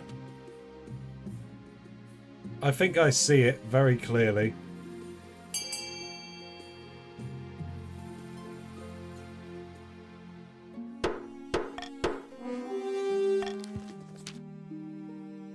Hospitals! Everyone loves hospitals. Ever since doctors stopped just waiting for people to die and instead tried to cure them, everyone has always wanted more hospitals. Annette, hello, welcome. Everyone that is besides the nobles who usually have to pay for it. Everyone's upset, but that's fine. But why should we have to pay for them? They're the common folk.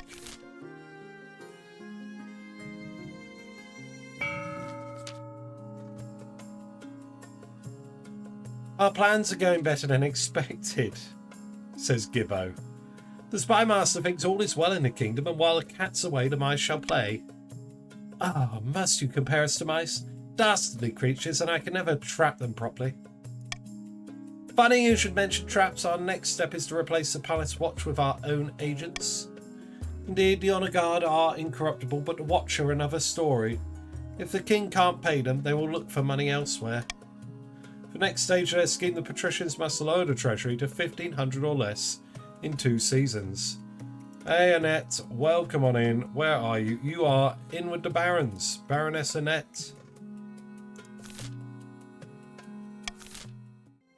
Alright, looking at this, it's tight. Everyone's locked out on their second scheme, right? Back into March, Baron Komori has met with his co-conspirators once again. Brandy is being passed around in good measure, but there seems a little cause for celebration. It's no good. The common folk are losing momentum. If we don't keep up the pressure, they'll go back to living their normal lives in peace. Bah! Lazy good-for-nothings. Can't even get off their backsides for one measly revolt. We have to keep them unhappy. Don't allow the king time to stabilise. The Baron's goal is to lower the kingdom's stability to 4 or less. We are holding on for dear life. Right, let's see. What do we want? Chiefs may want A, the Grand Bazaar, to boost trade so you can get a deal with the giants. Everyone else may want F, the Thieves Guild, to lower trade to thwart their deal with the giants. Stability wise, B, the prison would help out the barons, as it would allow them to lower stability and pass the second stage of their scheme. Quite personally, I would like E, the fortress, because I do want more military, and this would give us a bit more. But yeah, still no theatre here. We're going to start the auction now. Type !fund, followed by the letter of the item you would like to fund, followed by the amount of money you'd like to fund it with. Top 2 items will be built and take effect. Bids on non-constructed items will be refunded. You have about 40 seconds to get your funding in, but there's a slight delay on stream, so I'll type in chat when there are 10 seconds left. Try not to miss out now. Let's have a look here. We got B and we got F. B and F, Prison and Thieves Guild. What the hell? What a combo. What a wombo combo bombo.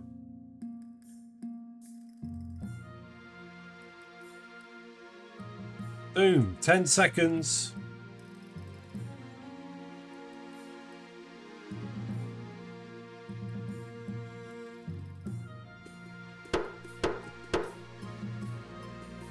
Alright. So, yeah, there we go. The Barons are maybe going to pass next turn. Chiefs can rebel.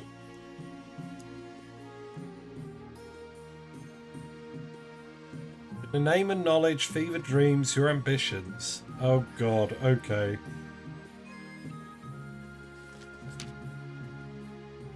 For reasons you cannot quite fathom, a cloth-covered cart is wheeled into the court. It stinks all the way to the thereafter. Your Highness, I bring troubling news. Troubling how? This is the body of one of the Palace Watch. At least it was. He was slain a few months ago in your castle after trying to kill you. Do you recall? The bear? Just so, Your Majesty. Here he is, transformed by some terrible curse. With your permission, I'd like to study him further to determine the curse's origins. The university would pay handsomely for the privilege, Your Highness.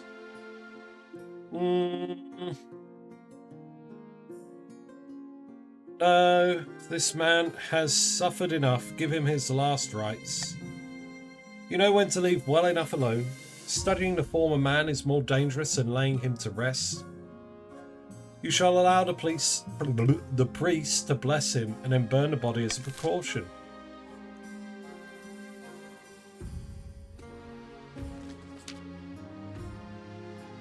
Over the course of the autumn, you find yourself plagued by horrific dreams.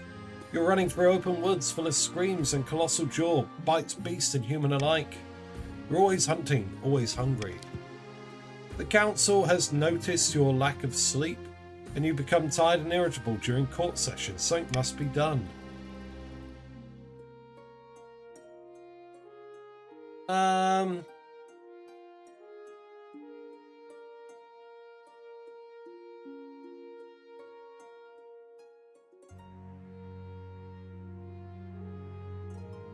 What's that? Oh, that's the wind. Okay, ignore it. I don't know. What would I do?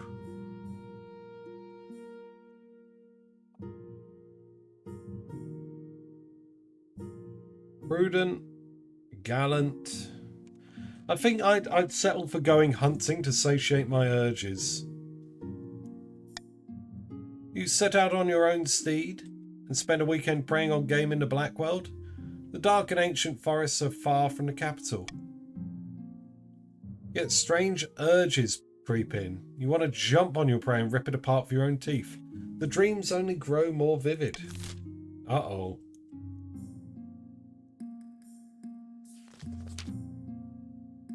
At the start of your reign, you said you wanted to be a conqueror. You look like you plan to live up to those words. The kingdom's army is stronger than ever.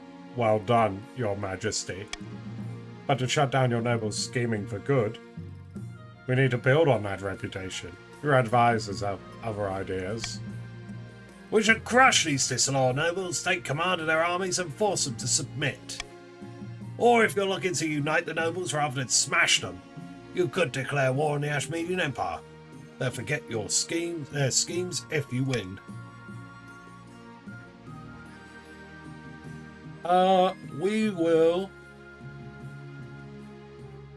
We will go to war with Ashmead. That's the way it is.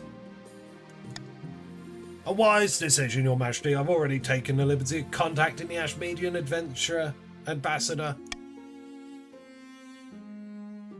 Greetings, Your Grace. I am here to discuss the terms of our upcoming war. Negotiating the Empire's surrender, I hope. No. The Ashmedian Empire is far larger than your kingdom. Didn't you ever wonder why we never squashed you like a bug? It's because we're divided by internal conflict. It may seem that the Empire is ruled by its Emperor. In reality, Ashmead is ruled by its generals, who battle endlessly for control of the capital. So why are you here? I am here representing General Fallencamp, whose lands are safely distant from the border. If you were to invade, all we ask is that you send us your signal. We'll launch a civil war, take advantage of the chaos to bump off some of our own rivals. A bold plan? Well, I'll leave you to think on my words. If we take advantage of the Ashmeadian Empire's internal divisions, we may actually have a chance. If you beat our oldest enemies, it would shut up the nobles for good. But winning still won't be easy. Your priority is to raise the kingdom's overall farming and military as much as you can, and of course there can't be open rebellion among the nobles. Okay, we are good, actually. Holy crap, we are so good. Back in March, Baron Komori has met with his co-conspirators once again. Brandy is being passed around in good measure, and it seems spirits are high. We've done it, you beautiful bastards. The common folk are in an uproar. Riots are commonplace across the kingdom. I foresee no negative consequences of this. Other than for the king, of course. Huzzah! I'm sure the king is already cowering in his palace. Who knew commoners could be so useful? Now then, only one step remains. I have two proposals for the plan ahead. One way or another, we will push the common folk to turn violent. Yeah, the overlay's having trouble apparently today. What's it going to be for the barons?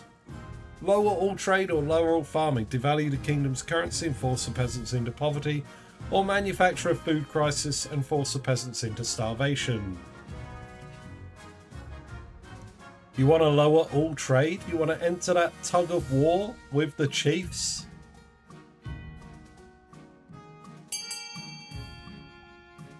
Very good, very nice. I think that's all of you that are going to vote, right?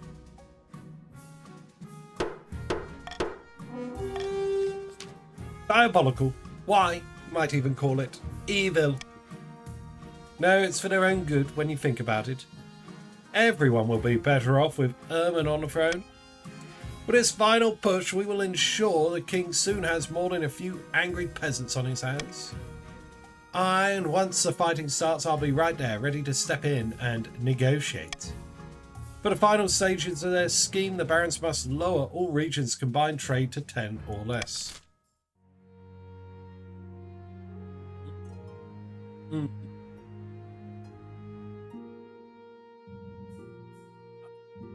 You know, I mean, I could do it. I don't really want to, though.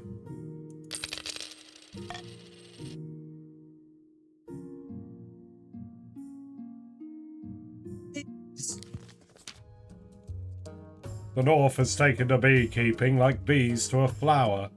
The crops are bountiful, the fields are blooming. There have been festivals, with much dancing and merriment. Well, fantastic. No, the church is worried, Your Highness. The farm folk are besieged by nightmares, all involving bees. It has made them superstitious. They are losing faith in their... Your Highness, wait. The North's farms have improved beyond measure. There's widespread happiness like never before, but for some reason the church wishes to burn our hives. Wait, what? It must be done. Our churches lie empty on holy days, but the peasants of the north now worship only the harvest. They pray to their hives instead of to the ninth. Your greatness, please. The peasants have full bellies and joyful smiles. Is this what the church would burn, Your Majesty? Liar! My priests report that your peasants complain of night horrors and insomnia. Something evil is happening in the north. Ugh.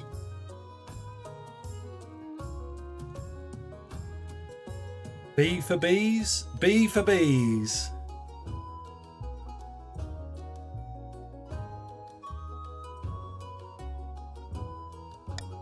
Let's go. B for bees. I believe in bees. You believe in bees. We all believe in B for bees. More bees. More. More! Gotta bump up those B numbers. Those are rookie numbers. Massive Bs. Bs go up. For herself. The church is so stuck up on teachings they would burn the bees. Yes. Oh, we need more. We need more. More bees. More. The church is horrified. The farmers overjoyed. They invest in more hives and throw festivals to celebrate. Not festivals in your name, nor the name of the ninth god, but at least they're happy. Yeah, they're happy. Look at that. Bees are good. There it is. Comet sighting. Let's see this. Annette, hello. A blood-red comet was spotted in the night sky over the march, Your Highness. The peasants are claiming it is a terrible omen. Ooh. The common folk are on the verge of panic. Is there anything I can do? Tell the church to dispel baser superstitions. They succeeded. Excellent. The priest of the march preached that the comet is actually a good omen due to a new interpretation of an obscure cluster of stars. Fortunately, the church is trusted enough that the march, that the peasants believe their pastors. Pastor? Pastors. Pastor. The comet is celebrated as a sign of the ninth god's favour. Pastor. Pastor? Pastor. I think when I'm done here, I'll take a break for something to eat.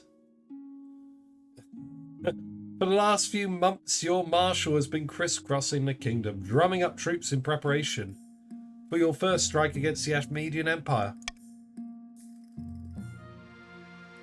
Today at last she returned,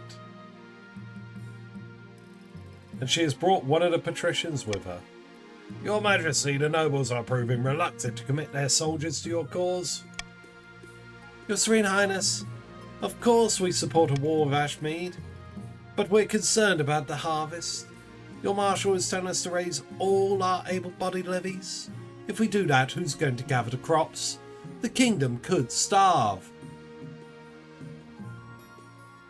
Couldn't we just tell the peasants to eat something else? Cake, maybe? Your Serene Highness, without the harvest there is no cake. No cake? Just damn cowardice. If you ask me, Your Majesty, but all the nobles are echoing this nonsense. The fools are worried about going hungry for a few years. Until we can persuade them that the kingdom will survive, they won't commit their full forces to our banner. I'll assure them all that we can survive a few bad harvests. By sea and storm, Your Serene Highness, you're right. If the kingdom can survive a few hungry winters, if it means teaching those Ashmedian bastards a lesson.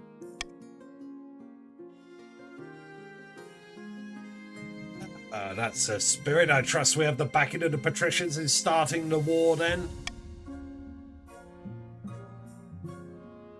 Alright, guys, I love that you're all excited, but dial back the all caps a bit. I know you're excited about cake. But yes. It's all good, but it's very abrupt and alarming in chat. No worries, I understand you're all excited and having fun. Cake! Oh dear.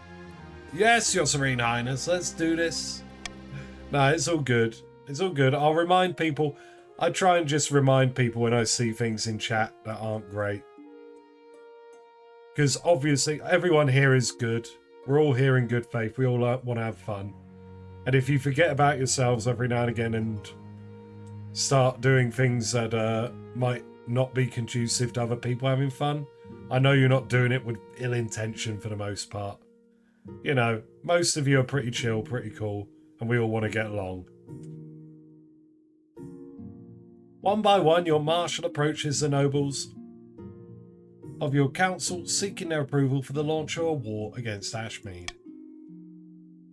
Aye, your majesty, the chiefs will never back down from a fight. You have our axes. When it comes to a war, you can rely on the barons. Your highness, let's go give the Ashmedians a damn good kicking. The nobles are united behind the idea of a war on Ashmead, your majesty. Well, let's go to war then. I like the enthusiasm, but it's been a long time since the kingdom mobilised so much of its army. We need to ensure they're up to the task. I'll assemble the troops at once. Farewell, your majesty. When your marshal returns to the capital a month later, she is at the head of an army. The soldiers set up camp outside the city walls, their armour gleaming in crimson in the light of dawn. Inspect your troops. The camp stretches for miles outside the walls of the city. GG.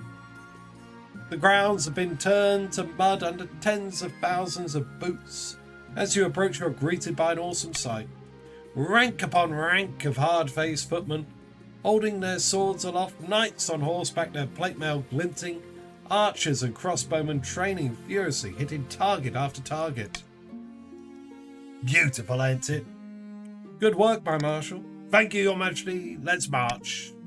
Your soldiers let out a full-throated roar. For the kingdom! For the king!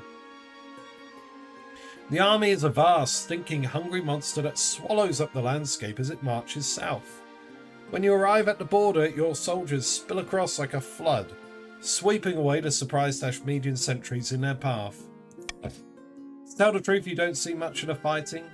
Your job is just to give inspirational speeches before the battle starts, wave a sword around and then duck back into your tent. Despite that, or perhaps because of that, your first Ashmedian campaign is a huge success. By the time you return to the capital for winter, you've conquered almost 100 miles of territory along the border. As the city gates swing open, you're greeted by a rush of joyous sound, clapping, cheering, peasants throwing roses at your carriage. Trailing behind you, of course, is a retinue of wounded soldiers nursing deep-seated trauma and grieving their lost comrades. The peasants largely ignore them. All hail the king, the conquering hero! Wave to your adoring fans.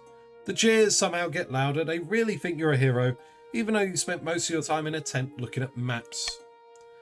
When you return to the palace, your wife is waiting for you, your heir Thrifty #2 in her arms. My darling, you're finally back. I've been breathlessly following tales of your conquests. I only wish you'd brought me along. Sounds like a good fun time. But I understand someone needs to hold the fort.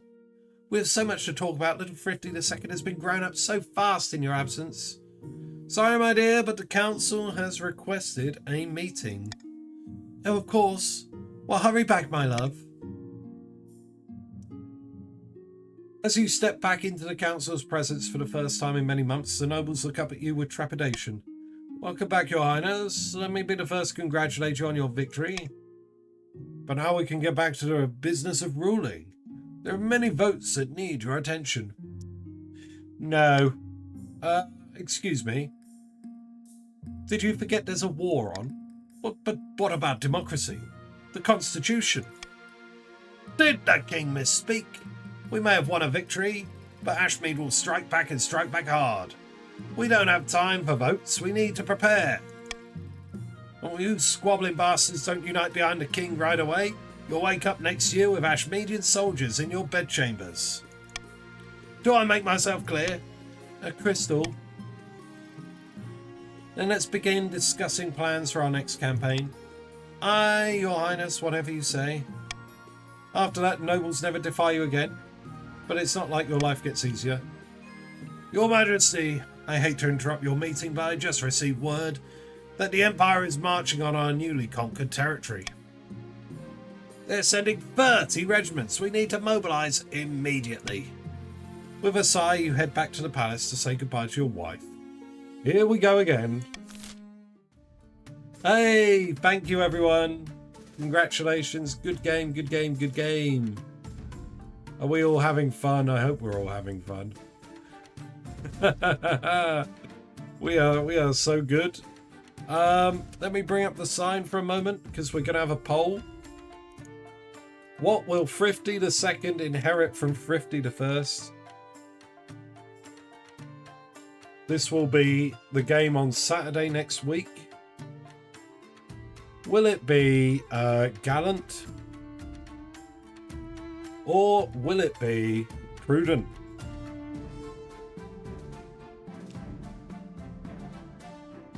Gonna give you 2 minutes to have a vote. You'll each have one vote. You can vote for it in chat on Twitch. There you go.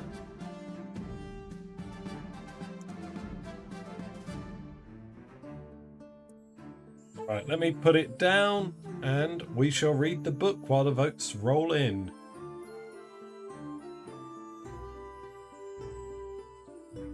Unable to convince the peasants to act in time, the Baron's scheme fizzled into irrelevancy. Perhaps next time they'd take matters into their own hands instead of hinging their plans on the whims of the common folk. The chief's agreement with the ice giants fell apart, and the giants ended up attacking the north instead. The subsequent war kept the chiefs too busy to worry about matters of the throne. The patricians' attempt to worm their way into the palace was uncovered, and a number of arrests were made. Lord Patrician Gibbonexus ended his life chained upside down to a dungeon wall.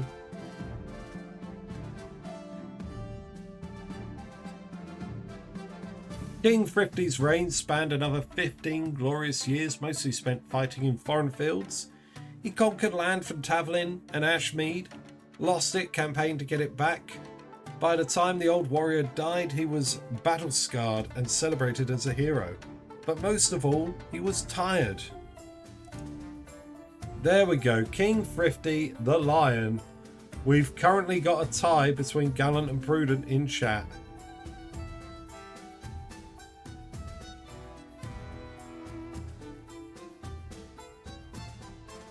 What's it gonna be? What's it gonna be for Queen Thrifty the second?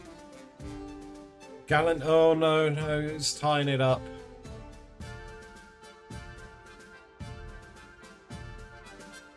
Please. Okay, Prudent. Is it Prudent? Prudent wins. Okay. Roar like the lion you are. Yes, so we got Prudent Queen Thrifty the second. Jazz is the wealthiest. Teeny Bert is the poorest. Oh my good god. Well, we kept the purple and green. I am digging the white hair.